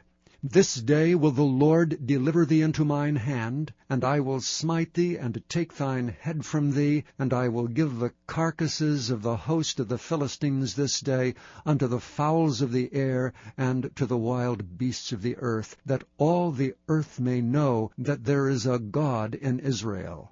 And all this assembly shall know that the Lord saveth not with sword and spear, for the battle is the Lord's, and he will give you into our hands. And it came to pass, when the Philistine arose and came and drew nigh to meet David, that David hasted and ran toward the army to meet the Philistine. And David put his hand in his bag, and took thence a stone, and slang it, and smote the Philistine in his forehead, that the stone sunk into his forehead, and he fell upon his face to the earth. So David prevailed over the Philistine with a sling and with a stone, and smote the Philistine, and slew him. But there was no sword in the hand of David. Therefore David ran, and stood upon the Philistine, and took his sword, and drew it out of the sheath thereof, and slew him, and cut off his head therewith. And when the Philistines saw their champion was dead, they fled. And the men of Israel and of Judah arose and shouted, and pursued the Philistines, until thou come to the valley, and to the gates of Ekron. And the wounded of the Philistines fell down by the way to Shearaim, even unto Gath and unto Ekron. And the children of Israel returned from chasing after the Philistines, and they spoiled their tents. And David took the head of the Philistine, and brought it to Jerusalem, but he put his armor in his tent. And when Saul saw David go forth against the Philistine, he said unto Abner, the captain of the host, Abner, whose son is this youth? And Abner said, As thy soul liveth, O king, I cannot tell. And the king said, Enquire thou whose son the stripling is. And as David returned from the slaughter of the Philistine, Abner took him, and brought him before Saul with the head of the Philistine in his hand. And Saul said to him, Whose son art thou, thou young man? And David answered, I am the son of thy servant Jesse the Bethlehemite. Chapter 18. And it came to pass, when he had made an end of speaking unto Saul, that the soul of Jonathan was knit with the soul of David, and Jonathan loved him as his own soul. And Saul took him that day, and would let him go no more home to his father's house. Then Jonathan and David made a covenant, because he loved him as his own soul. And Jonathan stripped himself of the robe that was upon him, and gave it to David, and his garments, even to his sword, and to his bow, and to his girdle. And David went out whithersoever Saul sent him, and behaved himself wisely. And Saul set him over the men of war, and he was accepted in the sight of all the people, and also in the sight of Saul's servants. And it came to pass, as they came, when David was returned from the slaughter of the Philistines, that the women came out of all cities of Israel, singing and dancing, to meet King Saul with tabrets, with joy and with instruments of music. And the women answered one another as they played, and said, Saul hath slain his thousands, and David his 10,000s. And Saul was very wroth, and the saying displeased him. And he said, They have ascribed unto David 10,000s, and to me they have ascribed but thousands. And what can he have more but the kingdom? And Saul eyed David from that day and forward. And it came to pass on the morrow, that the evil spirit from God came upon Saul, and he prophesied in the midst of the house, and David played with his hand as at other times, and there was a javelin in Saul's hand. And Saul cast the javelin, for he said, I will smite David even to the wall with it. And David avoided out of his presence twice. And Saul was afraid of David, because the Lord was with him, and he was departed from Saul. Therefore Saul removed him from him, and made him his captain over 1,000. And he went out and came in before the people. And David behaved himself wisely in all his ways, and the Lord was with him. Wherefore when Saul saw that he behaved himself very wisely, he was afraid of him. But all Israel and Judah loved David, because he went out and came in before them. And Saul said to David, Behold my daughter Merab, her will I give thee to wife, only be thou valiant for me, and fight the Lord's battles. For Saul said, Let not mine hand be upon him, but let the hand of the Philistines be upon him. And David said unto Saul, Who am I? And what is my life or my father's family in Israel, that I should be son-in-law to the king? But it came to pass at the time when Merab, Saul's daughter, should have been given to David, that he was given unto Adriel the Maholathite to wife. And Michal, Saul's daughter, loved David, and they told Saul, and the thing pleased him. And Saul said, I will give him her, that she may be a snare to him, and that the hand of the Philistines may be against him. Wherefore Saul said to David, Thou shalt this day be my son-in-law, in the one of the twain. And Saul commanded his servants, saying, Commune with David secretly, and say, Behold, the king hath delight in thee, and all his servants love thee. Now therefore be the king's son-in-law. And Saul's servants spake those words in the ears of David. And David said, Seemeth it to you a light thing to be a king's son-in-law, seeing that I am a poor man, and lightly esteemed? And the servants of Saul told him, saying, On this manner spake David. And Saul said, Thus shall ye say to David, The king desireth not any dowry, but 100 foreskins of the Philistines, to be avenged of the king's enemies. But Saul thought to make David fall by the hand of the Philistines. And when his servants told David these words, it pleased David well to be the king's son-in-law, and the days were not expired. Wherefore David arose and went, he and his men, and slew of the Philistines 200 men. And David brought their foreskins, and they gave them in full tale to the king, that he might be the king's son-in-law. And David gave him Michal his daughter to wife. And Saul saw and knew that the Lord was with David, and that Michal, Saul's daughter, loved him. And Saul was yet the more afraid of David, and Saul became David's enemy continually. Then the princes of the Philistines went forth, and it came to pass, after they went forth, that David behaved himself more wisely than all the servants of Saul, so that his name was much set by. Chapter 19. And Saul spake to Jonathan his son, and to his servants, that they should kill David. But Jonathan, Saul's son, delighted much in David. And Jonathan told David, saying, Saul my father seeketh to kill thee. Now therefore I pray thee, take heed to thyself until the morning, and abide in a secret place, and hide thyself. And I will go out and stand beside my father in the field where thou art, and I will commune with my father of thee, and what I see, that I will tell thee. And Jonathan spake good of David unto Saul his father, and said unto him, Let not the king sin against his servant, against David, because he hath not sinned against thee, and because his works have been to thee-ward very good.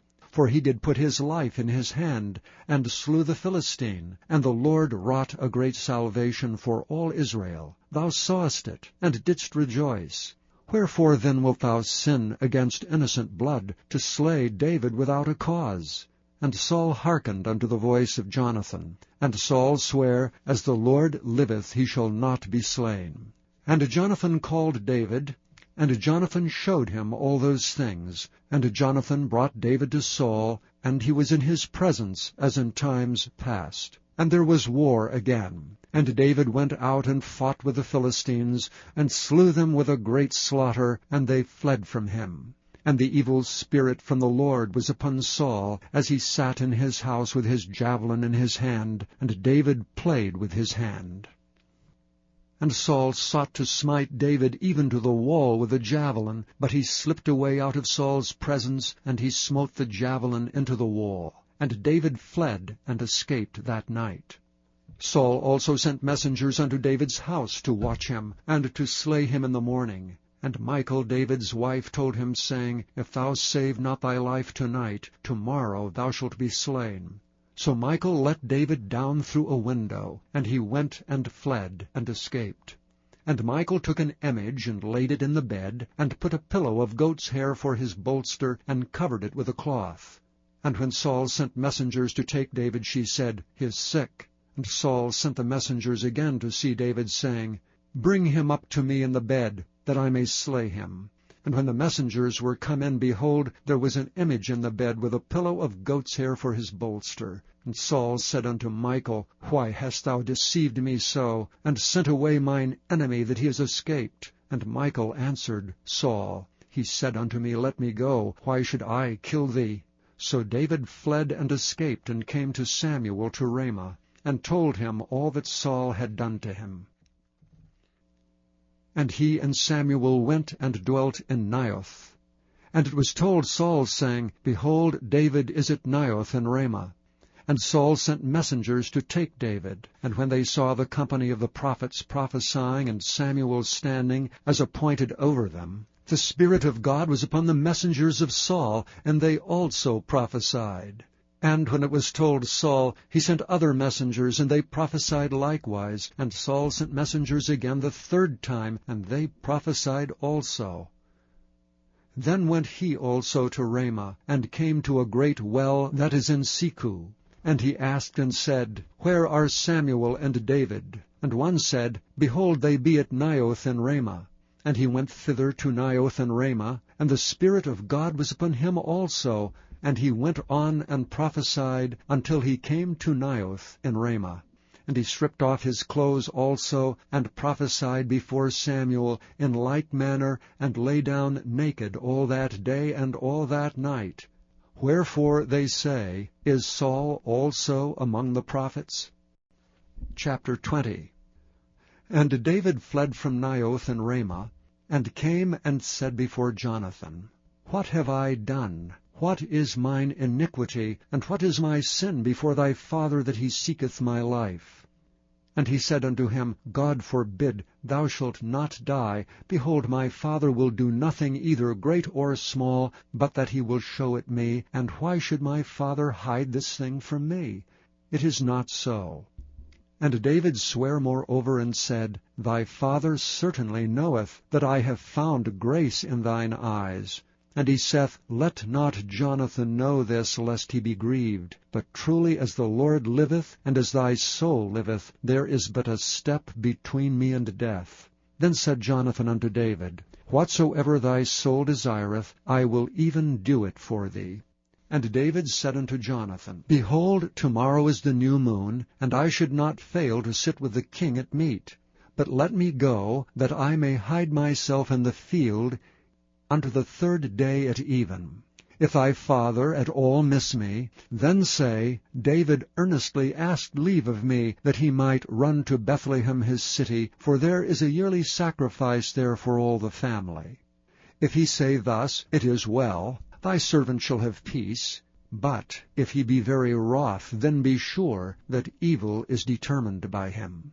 Therefore thou shalt deal kindly with thy servant, for thou hast brought thy servant into a covenant of the Lord with thee.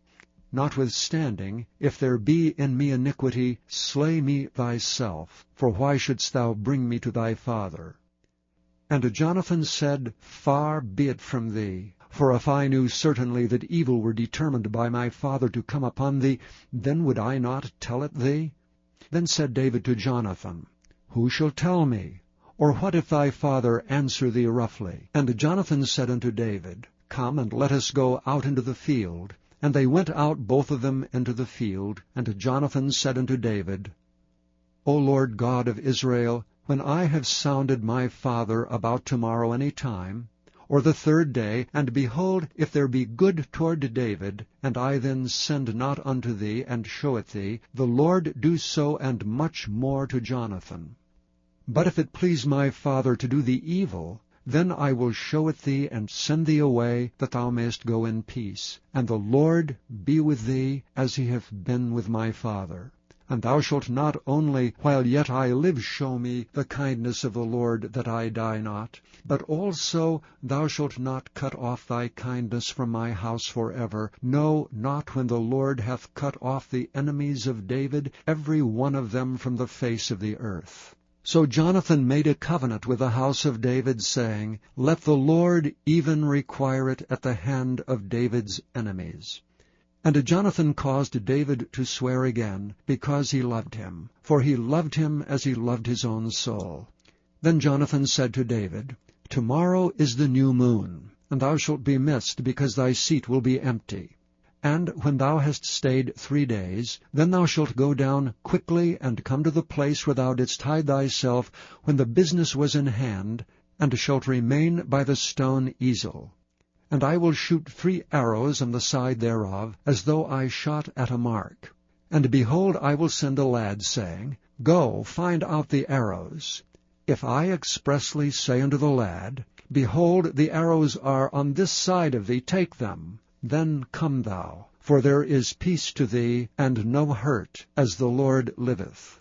But if I say thus unto the young man, Behold, the arrows are beyond thee, go thy way, for the Lord hath sent thee away.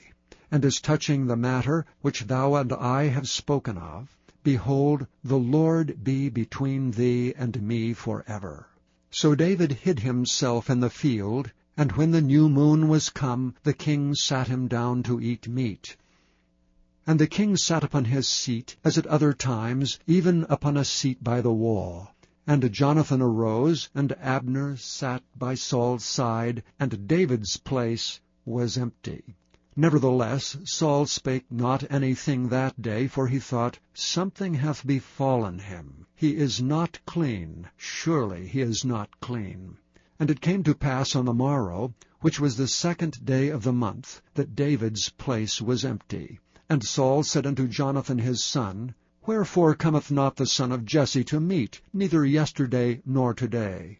And Jonathan answered Saul, David earnestly asked leave of me to go to Bethlehem. And he said, Let me go, I pray thee, for our family hath a sacrifice in the city, and my brother, he hath commanded me to be there. And now, if I have found favor in thine eyes, let me go away, I pray thee, and see my brethren. Therefore he cometh not unto the king's table. Then Saul's anger was kindled against Jonathan, and he said unto him, Thou son of the perverse rebellious woman, do not I know that thou hast chosen the son of Jesse to thine own confusion, and unto the confusion of thy mother's nakedness? For as long as the son of Jesse liveth upon the ground, thou shalt not be established, nor thy kingdom. Wherefore now send and fetch him unto me, for he shall surely die. And Jonathan answered Saul his father, and said unto him, Wherefore shall he be slain? What hath he done? And Saul cast a javelin at him to smite him, whereby Jonathan knew that it was determined of his father to slay David. So Jonathan arose from the table in fierce anger, and did eat no meat the 2nd day of the month. For he was grieved for David, because his father had done him shame. And it came to pass in the morning, that Jonathan went out into the field at the time appointed with David, and a little lad with him. And he said unto his lad, Run, find out now the arrows which I shoot. And as the lad ran, he shot an arrow beyond him. And when the lad was come to the place of the arrow which Jonathan had shot, Jonathan cried after the lad, and said, Is not the arrow beyond thee? And Jonathan cried after the lad, Make speed, haste, stay not. And Jonathan's lad gathered up the arrows, and came to his master. But the lad knew not anything, only Jonathan and David knew the matter. And Jonathan gave his artillery unto his lad, and said unto him, Go carry them to the city. And as soon as the lad was gone, David arose out of a place toward the south, and fell on his face to the ground, and bowed himself 3 times. And they kissed one another, and wept with one another, until David exceeded. And Jonathan said to David, Go in peace, forasmuch as we have sworn both of us in the name of the Lord, saying, The Lord be between me and thee, and between my seed and thy seed forever. And he arose and departed, and Jonathan went into the city. Chapter 21. Then came David to Nob, to Ahimelech the priest. And Ahimelech was afraid at the meeting of David, and said unto him, Why art thou alone, and no man with thee? And David said unto Ahimelech the priest, The king hath commanded me a business, and hath said unto me, Let no man know anything of the business whereabout I send thee, and what I have commanded thee. And I have appointed my servants to such and such a place. Now therefore, what is under thine hand? Give me 5 loaves of bread in mine hand, and what there is present. And the priest answered David and said, There is no common bread under mine hand, but there is hallowed bread, if the young men have kept themselves at least from women. And David answered the priest, and said unto him, Of a truth, women have been kept from us about these 3 days, since I came out, and the vessels of the young men are holy, and the bread is in a manner common, yea, though it were sanctified this day in the vessel. So the priest gave him hallowed bread, for there was no bread there but the showbread, but was taken from before the Lord, to put hot bread in the day when it was taken away. Now a certain man of the servants of Saul was there that day, detained before the Lord, and his name was Doeg an Edomite, the chiefest of the herdsmen that belonged to Saul. And David said unto Ahimelech, And is there not here under thine hand spear or sword? For I have neither brought my sword nor my weapons with me, because the king's business required haste. And the priest said, The sword of Goliath the Philistine, whom thou slewest in the valley of Elah, behold, it is here wrapped in a cloth behind the ephod. If thou wilt take that, take it, for there is no other save that here. And David said, There is none like that, give it me. And David arose and fled that day for fear of Saul, and went to Achish the king of Gath. And the servants of Achish said unto him, Is not this David the king of the land? Did they not sing one to another of him in dances, saying, Saul hath slain his thousands, and David his 10,000s? And David laid up these words in his heart, and was sore afraid of Achish the king of Gath. And he changed his behavior before them, and feigned himself mad in their hands, and scrabbled on the doors of the gate, and let his spittle fall down upon his beard. Then said Achish unto his servants, Lo, ye see the man is mad. Wherefore then have ye brought him to me? Have I need of madmen, that ye have brought this fellow to play the madman in my presence? Shall this fellow come into my house? Chapter 22. David therefore departed thence, and escaped to the cave Adullam. And when his brethren and all his father's house heard it, they went down thither to him. And every one that was in distress, and every one that was in debt, and every one that was discontented, gathered themselves unto him, and he became a captain over them. And there were with him about 400 men. And David went thence to Mizpeh of Moab, and he said unto the king of Moab, Let my father and my mother, I pray thee, come forth and be with you, till I know what God will do for me. And he brought them before the king of Moab, and they dwelt with him all the while that David was in the hold. And the prophet Gad said unto David, Abide not in the hold, depart, and get thee into the land of Judah. Then David departed, and came into the forest of Hareth. When Saul heard that David was discovered, and the men that were with him, now Saul abode in Gibeah, under a tree in Ramah, having his spear in his hand, and all his servants were standing about him. Then Saul said unto his servants that stood about him, Hear now, ye Benjamites, will the son of Jesse give every one of you fields and vineyards, and make you all captains of thousands and captains of hundreds, that all of you have conspired against me? And there is none that showeth me that my son hath made a league with the son of Jesse? And there is none of you that is sorry for me, or showeth unto me that my son hath stirred up my servant against me to lie in wait, as at this day?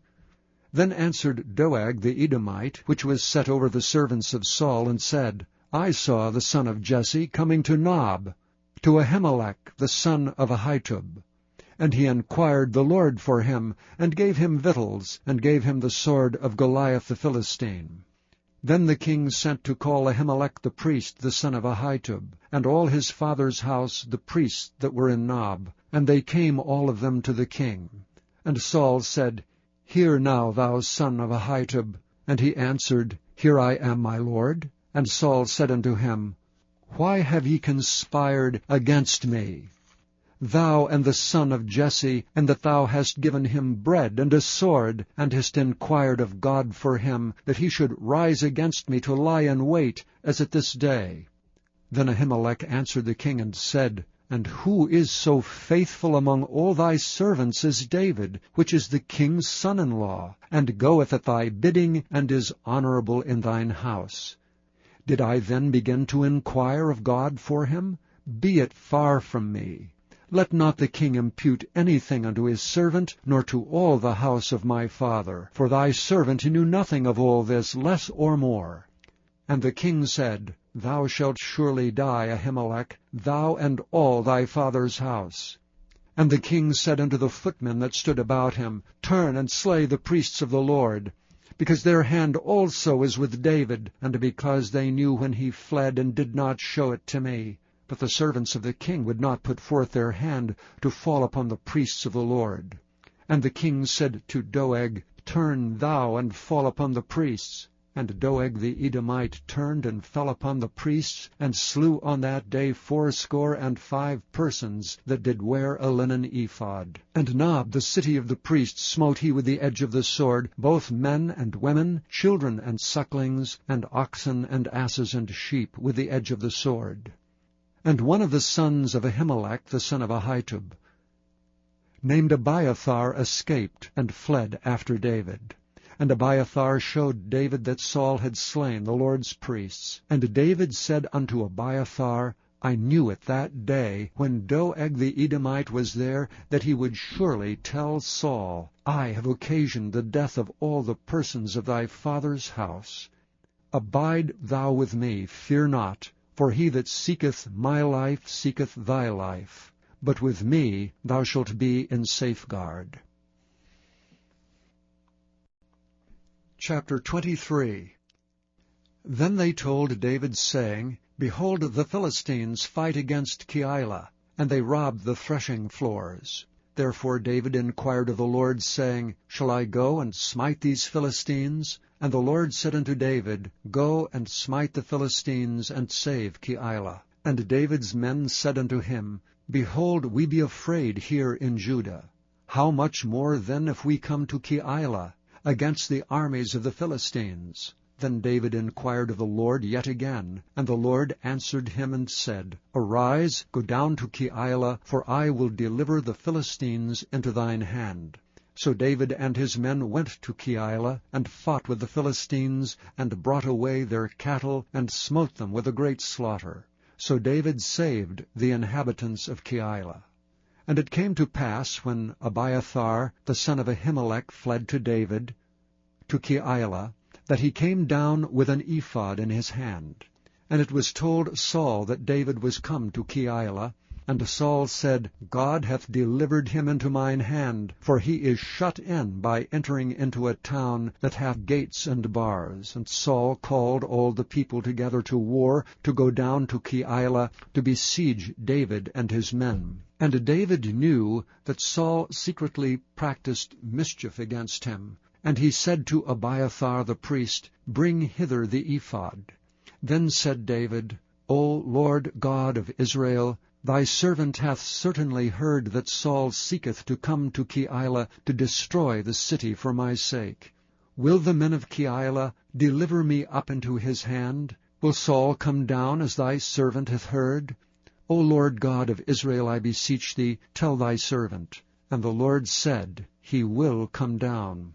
Then said David, Will the men of Keilah deliver me and my men into the hand of Saul? And the Lord said, They will deliver thee up. Then David and his men, which were about 600, arose, and departed out of Keilah, and went whithersoever they could go. And it was told Saul that David was escaped from Keilah, and he forbare to go forth.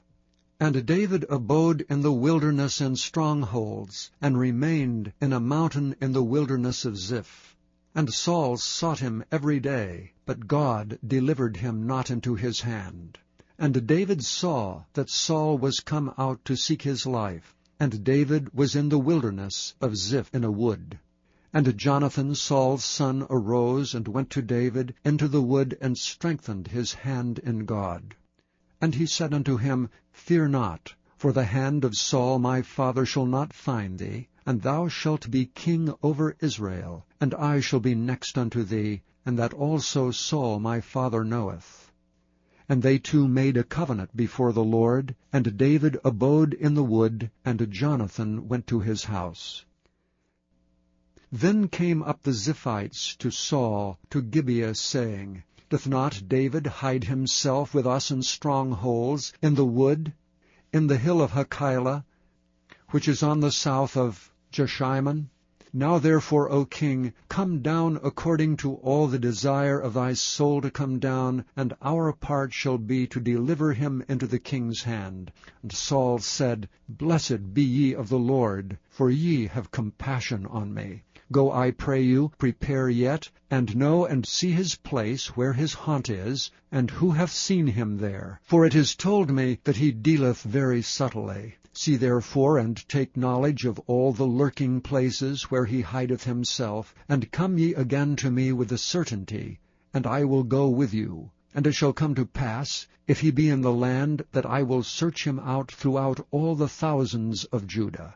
And they arose and went to Ziph before Saul. But David and his men were in the wilderness of Maon, in the plain on the south of Jeshimon. Saul also and his men went to seek him. And they told David, wherefore he came down into a rock, and abode in the wilderness of Maon. And when Saul heard that, he pursued after David in the wilderness of Maon. And Saul went on this side of the mountain, and David and his men on that side of the mountain. And David made haste to get away for fear of Saul. For Saul and his men compassed David and his men round about to take them.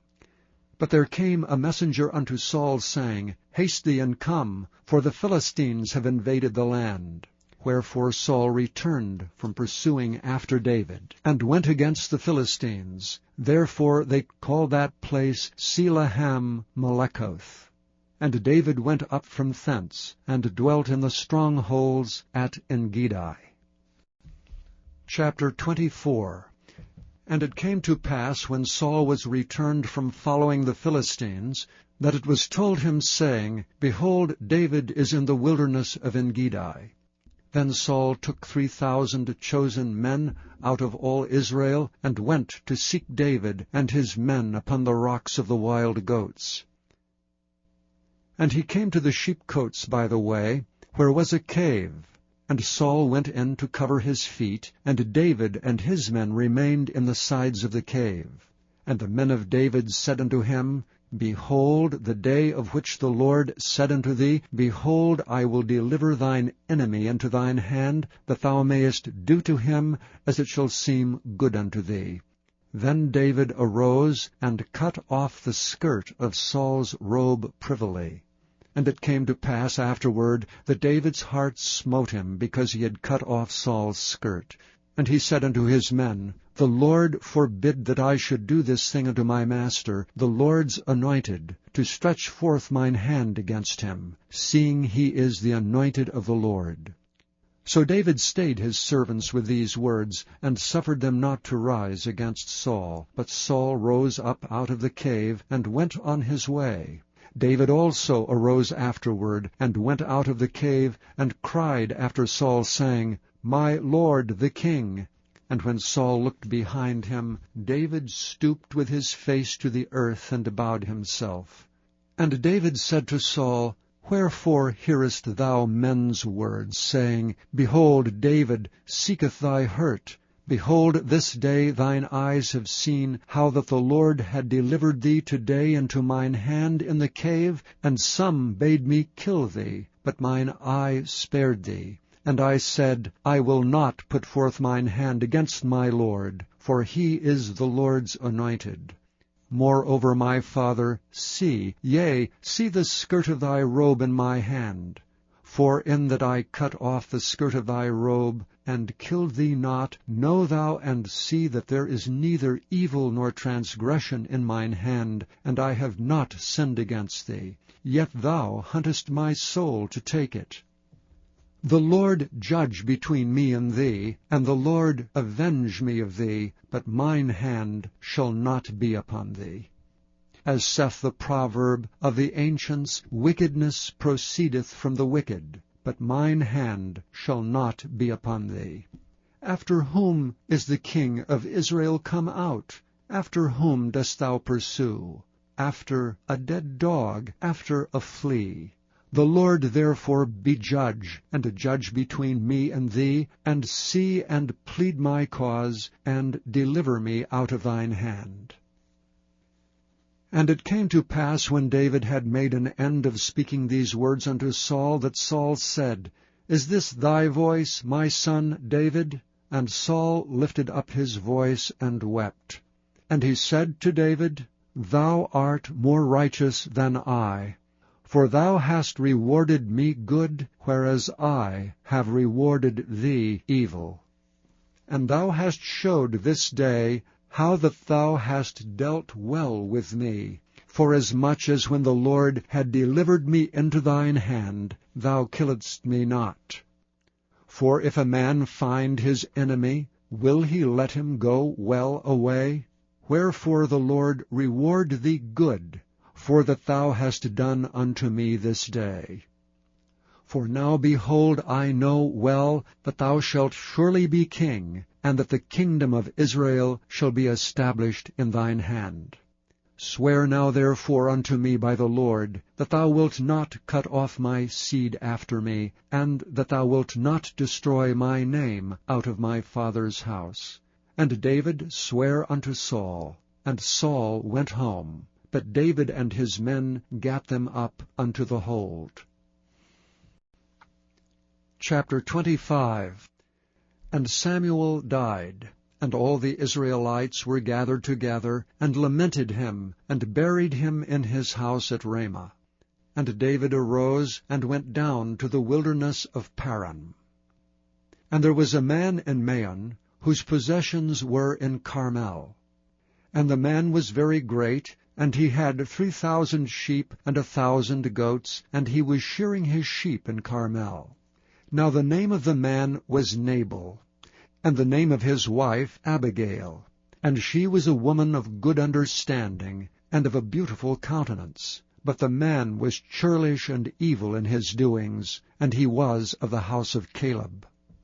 And David heard in the wilderness that Nabal did shear his sheep. And David sent out 10 young men. And David said unto the young men, Get you up to Carmel, and go to Nabal, and greet him in my name. And thus shall ye say to him that liveth in prosperity, Peace be both to thee, and peace be to thine house, and peace be unto all that thou hast. And now I have heard that thou hast shearers. Now thy shepherds which were with us, we hurt them not, neither was there aught missing unto them all the while they were in Carmel. Ask thy young men, and they will show thee. Wherefore let the young men find favor in thine eyes.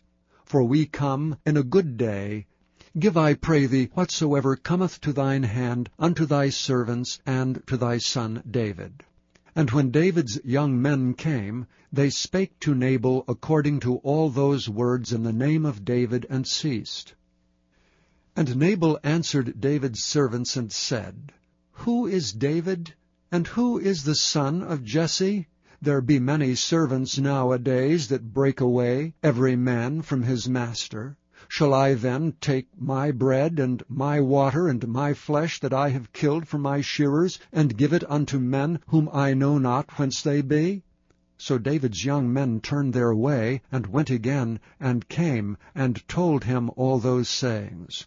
And David said unto his men, Gird ye on every man his sword. And they girded on every man his sword, and David also girded on his sword. And there went up after David about 400 men, and 200 abode by the stuff.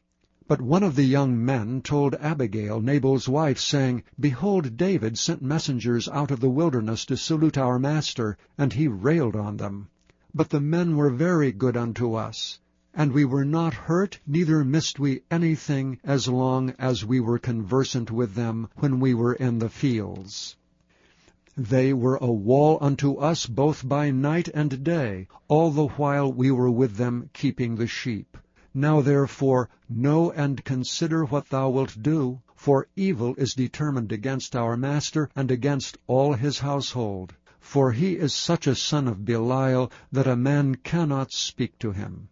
Then Abigail made haste, and took 200 loaves, and 2 bottles of wine, and 5 sheep ready dressed, and 5 measures of parched corn, and 100 clusters of raisins, and 200 cakes of figs, and laid them on asses. And she said unto her servants, Go on before me, behold, I come after you. But she told not her husband Nabal. And it was so, as she rode on the ass, that she came down by the covert of the hill, and behold, David and his men came down against her, and she met them. Now David had said, Surely in vain have I kept all that this fellow hath in the wilderness, so that nothing was missed of all that pertained unto him, and he hath requited me evil for good. So and more also do God unto the enemies of David, if I leave of all that pertain to him by the morning light any that pisseth against the wall. And when Abigail saw David, she hasted and lighted off the ass, and fell before David on her face, and bowed herself to the ground, and fell at his feet, and said, Upon me, my lord, upon me let this iniquity be, and let thine handmaid, I pray thee, speak in thine audience, and hear the words of thine handmaid. Let not my lord, I pray thee, regard this man of Belial, even Nabal, for as his name is, so is he. Nabal is his name, and folly is with him. But I thine handmaid saw not the young men of my lord, whom thou didst send. Now therefore, my lord, as the Lord liveth, and as thy soul liveth, seeing the Lord hath withholden thee from coming to shed blood, and from avenging thyself with thine own hand, now let thine enemies, and they that seek evil to my lord, be as Nabal. And now this blessing which thine handmaid hath brought unto my lord, let it even be given unto the young men that follow my lord. I pray thee, forgive the trespass of thine handmaid. For the Lord will surely make my lord a sure house, because my lord fighteth the battles of the Lord, and evil hath not been found in thee all thy days. Yet a man is risen to pursue thee, and to seek thy soul. But the soul of my Lord shall be bound in the bundle of life with the Lord thy God. And the souls of thine enemies, them shall he sling out, as out of the middle of a sling. And it shall come to pass, when the Lord shall have done to my Lord according to all the good that he hath spoken concerning thee, and shall have appointed thee ruler over Israel, that this shall be no grief unto thee, nor offense of heart unto my Lord, either that thou hast shed blood causeless, or that my Lord hath avenged himself. But when the Lord shall have dealt well with my Lord, then remember thine handmaid. And David said to Abigail, Blessed be the Lord God of Israel, which sent thee this day to meet me. And blessed be thy advice, and blessed be thou which hast kept me this day from coming to shed blood. and from avenging myself with mine own hand. For in very deed as the Lord God of Israel liveth, which hath kept me back from hurting thee, except thou hadst hasted and come to meet me, surely there had not been left unto Nabal by the morning light any that pisseth against the wall.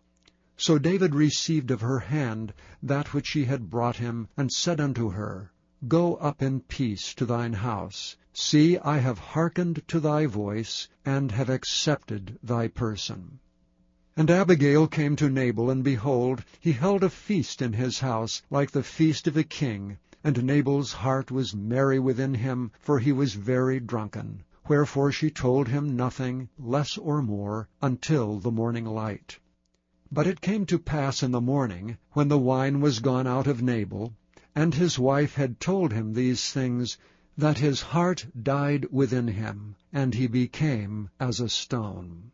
And it came to pass about 10 days after, that the Lord smote Nabal, that he died.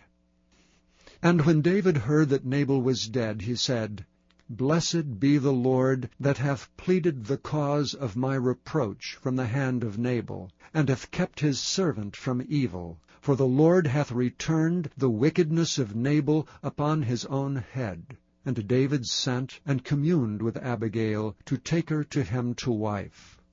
And when the servants of David were come to Abigail to Carmel, they spake unto her, saying, David sent us unto thee, to take thee to him to wife. And she arose, and bowed herself on her face to the earth, and said, Behold, let thine handmaid be a servant to wash the feet of the servants of my lord. And Abigail hasted, and arose, and rode upon an ass with 5 damsels of hers that went after her. And she went after the messengers of David, and became his wife. David also took Ahinoam of Jezreel, and they were also both of them his wives. But Saul had given Michal his daughter, David's wife, to Phalti the son of Laish, which was of Gallim. Chapter 26. And the Ziphites came unto Saul to Gibeah, saying, Doth not David hide himself in the hill of Hachilah, which is before Jeshimon? Then Saul arose and went down to the wilderness of Ziph, having 3,000 chosen men of Israel with him, to seek David in the wilderness of Ziph. And Saul pitched in the hill of Hachilah, which is before Jeshimon, by the way. But David abode in the wilderness. And he saw that Saul came after him into the wilderness. David therefore sent out spies, and understood that Saul was come in very deed. And David arose and came to the place where Saul had pitched. And David beheld the place where Saul lay, and Abner the son of Ner, the captain of his host. And Saul lay in the trench, and the people pitched round about him. Then answered David and said to Ahimelech the Hittite, and to Abishai, the son of Zeruiah, brother to Joab, saying, Who will go down with me to Saul to the camp? And Abishai said, I will go down with thee. So David and Abishai came to the people by night, and behold, Saul lay sleeping within the trench, and his spear stuck in the ground at his bolster. But Abner and the people lay round about him. Then said Abishai to David, God hath delivered thine enemy into thine hand this day. Now therefore let me smite him, I pray thee, with the spear, even to the earth at once, and I will not smite him the second time. And David said to Abishai, Destroy him not, for who can stretch forth his hand against the Lord's anointed and be guiltless? David said furthermore, As the Lord liveth, the Lord shall smite him, or his day shall come to die, or he shall descend into battle and perish. The Lord forbid that I should stretch forth mine hand against the Lord's anointed. But I pray thee, take thou now the spear that is at his bolster, and the cruse of water, and let us go.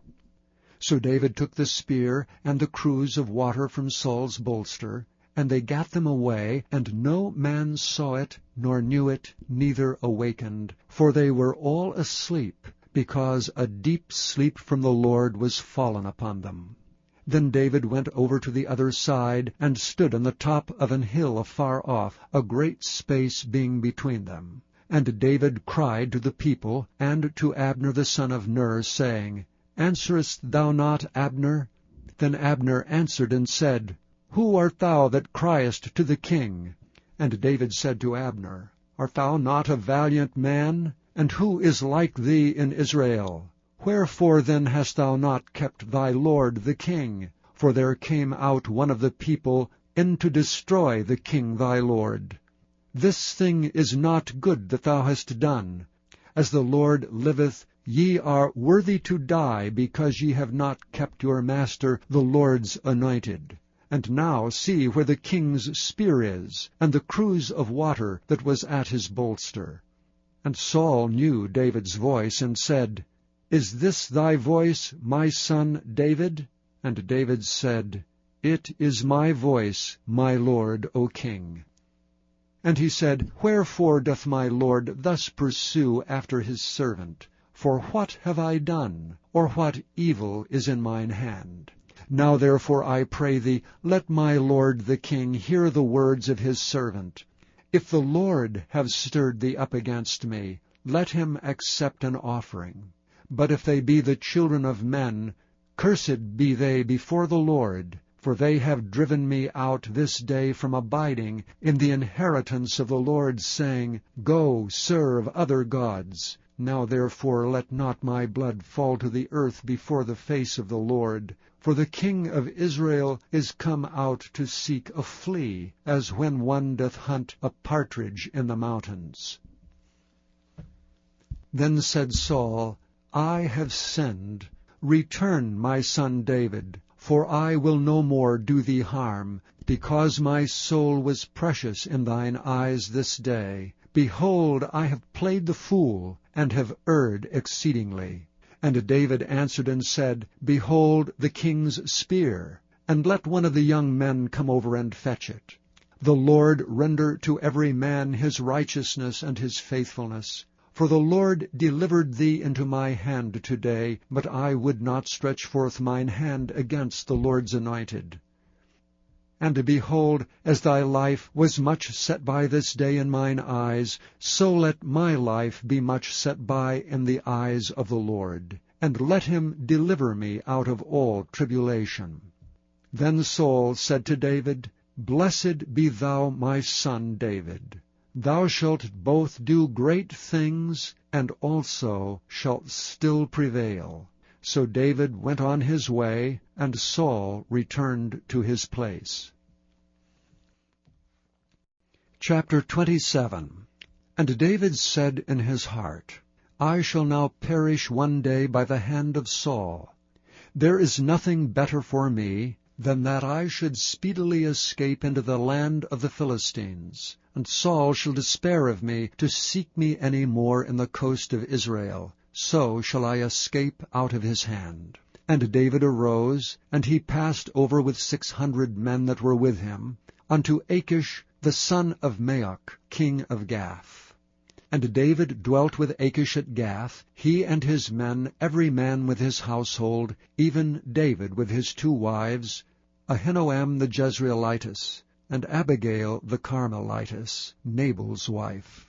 And it was told Saul that David was fled to Gath, and he sought no more again for him. And David said unto Achish, If I have now found grace in thine eyes, let them give me a place in some town in the country, that I may dwell there. For why should thy servant dwell in the royal city with thee? Then Achish gave him Ziklag that day, wherefore Ziklag pertaineth unto the kings of Judah unto this day. And the time that David dwelt in the country of the Philistines was a full year and 4 months. And David and his men went up and invaded the Geshurites, and the Gezrites, and the Amalekites. For these nations were of old the inhabitants of the land, as thou goest to Shur, even unto the land of Egypt. And David smote the land, and left neither man nor woman alive, and took away the sheep, and the oxen, and the asses, and the camels, and apparel, and returned, and came to Achish. And Achish said, Whither have ye made a road today? And David said, Against the south of Judah, and against the south of the Jerahmeelites, and against the south of the Kenites. And David saved neither man nor woman alive, to bring tidings to Gath, saying, Lest they should tell on us, saying, So did David, and so will be his manner all the while he dwelleth in the country of the Philistines.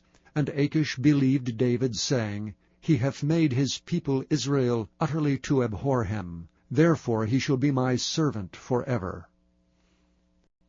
Chapter 28.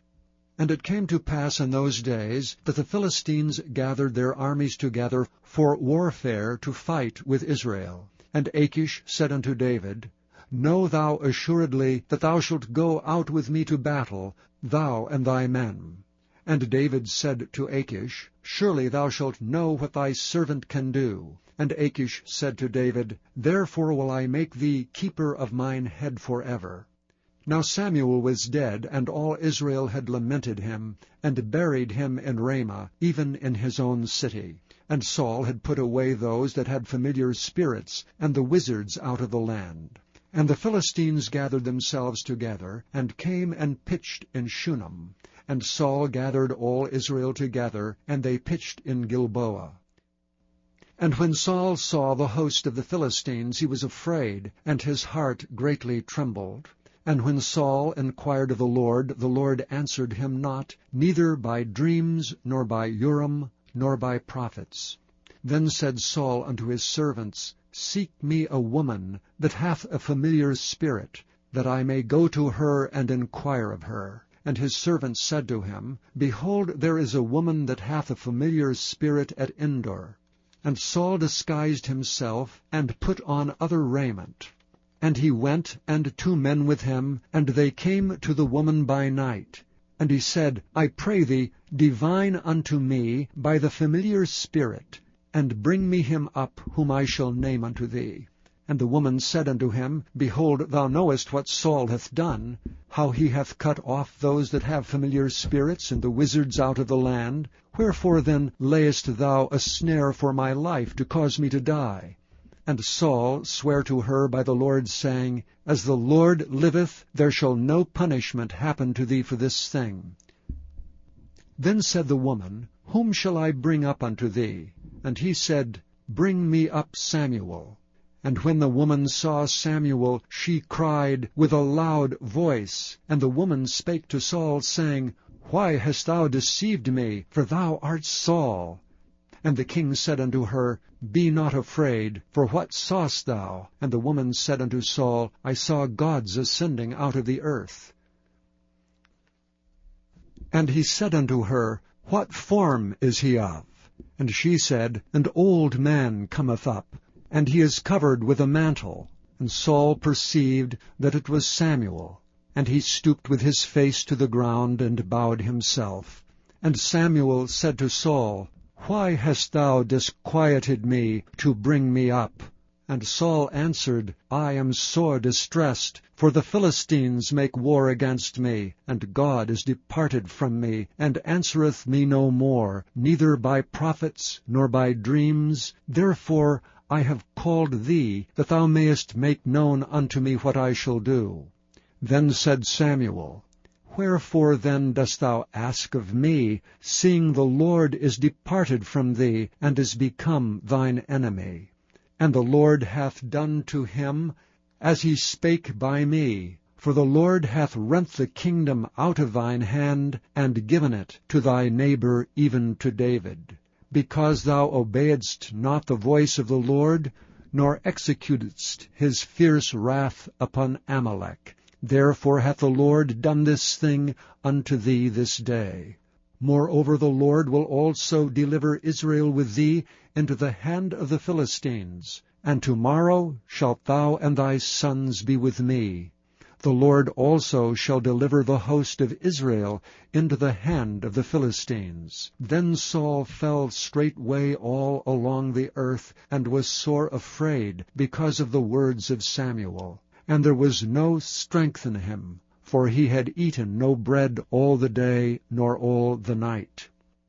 And the woman came unto Saul, and saw that he was sore troubled, and said unto him, Behold, thine handmaid hath obeyed thy voice, and I have put my life in my hand, and have hearkened unto thy words, which thou speakest unto me. Now therefore I pray thee, hearken thou also unto the voice of thine handmaid, and let me set a morsel of bread before thee, and eat, that thou mayest have strength when thou goest on thy way. But he refused, and said, I will not eat. But his servants together with the woman compelled him, and he hearkened unto their voice. So he arose from the earth, and sat upon the bed. And the woman had a fat calf in the house, and she hasted and killed it, and took flour, and kneaded it, and did bake unleavened bread thereof. And she brought it before Saul, and before his servants, and they did eat. Then they rose up, and went away that night. Chapter 29. Now the Philistines gathered together all their armies to Aphek, and the Israelites pitched by a fountain which is in Jezreel.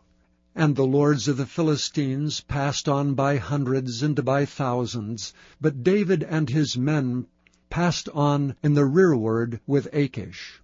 Then said the princes of the Philistines, What do these Hebrews here? And Achish said unto the princes of the Philistines, Is not this David the servant of Saul the king of Israel, which hath been with me these days, or these years, and I have found no fault in him, since he fell unto me unto this day?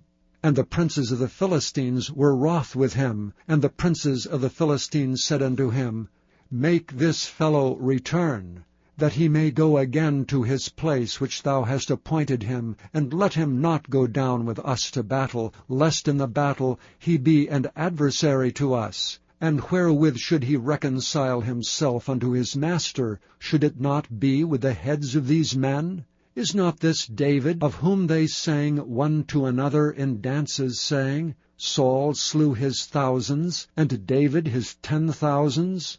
Then Achish called David, and said unto him, Surely as the Lord liveth, thou hast been upright, and thy going out and thy coming in with me in the host is good in my sight. For I have not found evil in thee since the day of thy coming unto me unto this day. Nevertheless the Lord's favour thee not. Wherefore now return, and go in peace, that thou displease not the lords of the Philistines.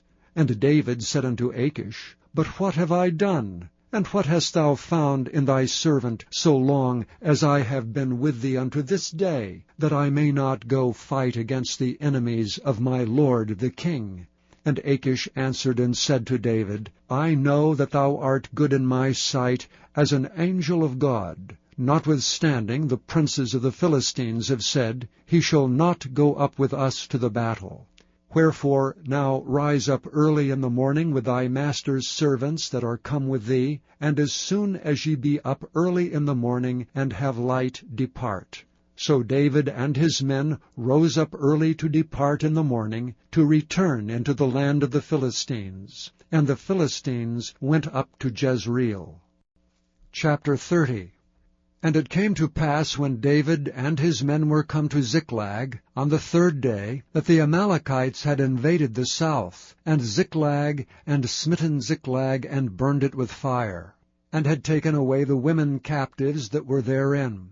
They slew not any, either great or small, but carried them away, and went on their way. So David and his men came to the city, and behold, it was burned with fire, and their wives, and their sons, and their daughters were taken captives.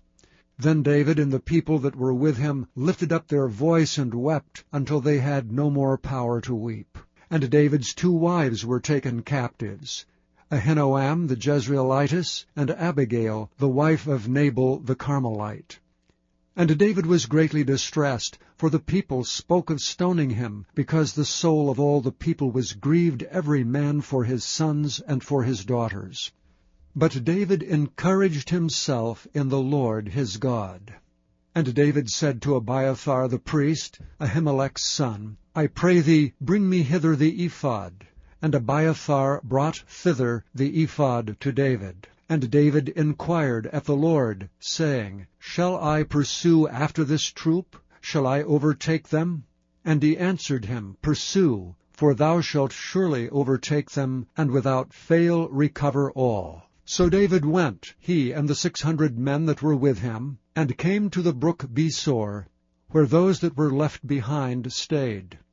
But David pursued, he and 400 men, for 200 abode behind, which were so faint that they could not go over the brook Besor.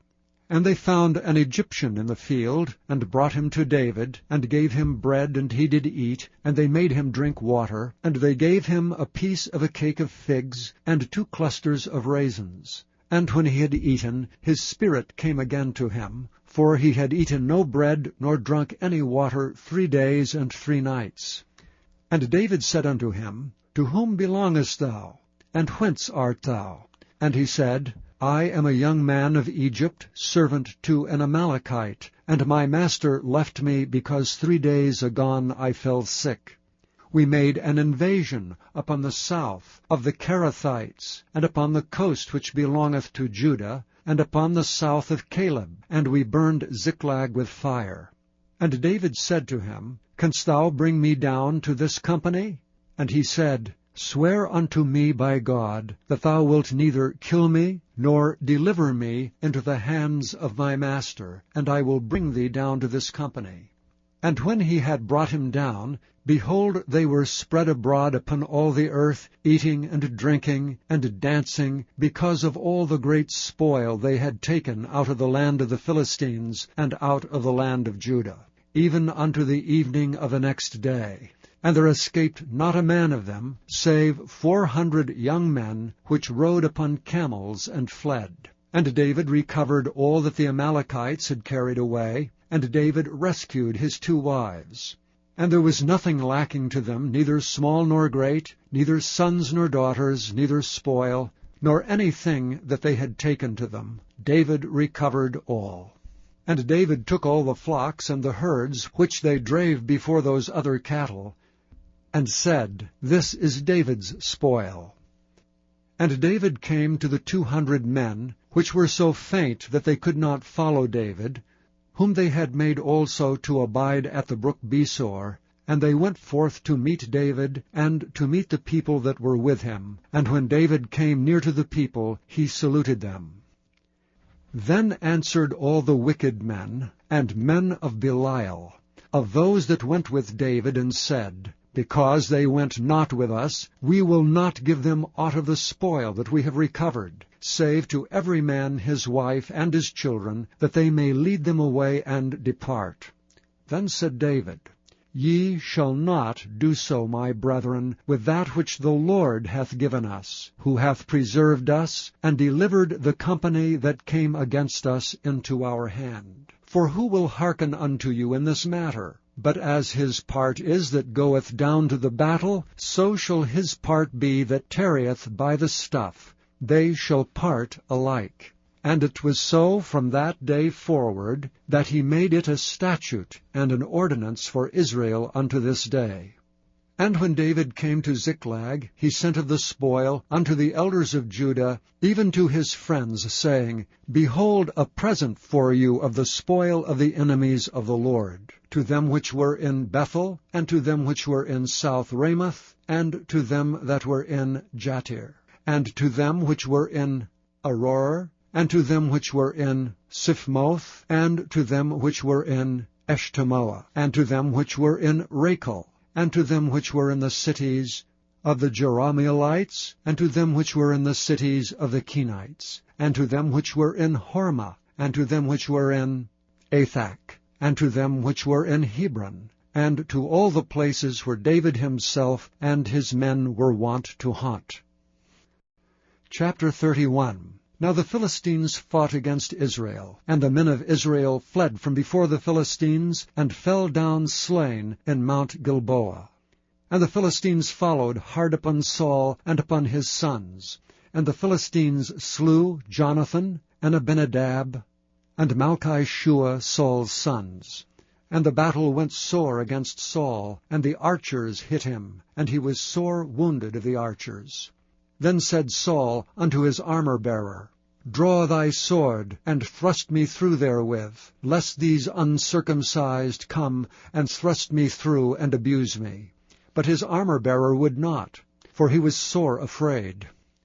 Therefore Saul took a sword and fell upon it. And when his armor-bearer saw that Saul was dead, he fell likewise upon his sword, and died with him. So Saul died, and his 3 sons, and his armor-bearer, and all his men that same day together. And when the men of Israel that were on the other side of the valley, and they that were on the other side of Jordan, saw that the men of Israel fled, and that Saul and his sons were dead, they forsook the cities and fled, and the Philistines came and dwelt in them. And it came to pass on the morrow, when the Philistines came to strip the slain, that they found Saul and his 3 sons fallen in Mount Gilboa. And they cut off his head, and stripped off his armor, and sent into the land of the Philistines round about, to publish it in the house of their idols and among the people. And they put his armor in the house of Ashtaroth, and they fastened his body to the wall of Bethshan. And when the inhabitants of Jabesh-Gilead heard of that which the Philistines had done to Saul, all the valiant men arose, and went all night, and took the body of Saul, and the bodies of his sons from the wall of Bethshan, and came to Jabesh, and burnt them there. And they took their bones, and buried them under a tree at Jabesh, and fasted 7 days.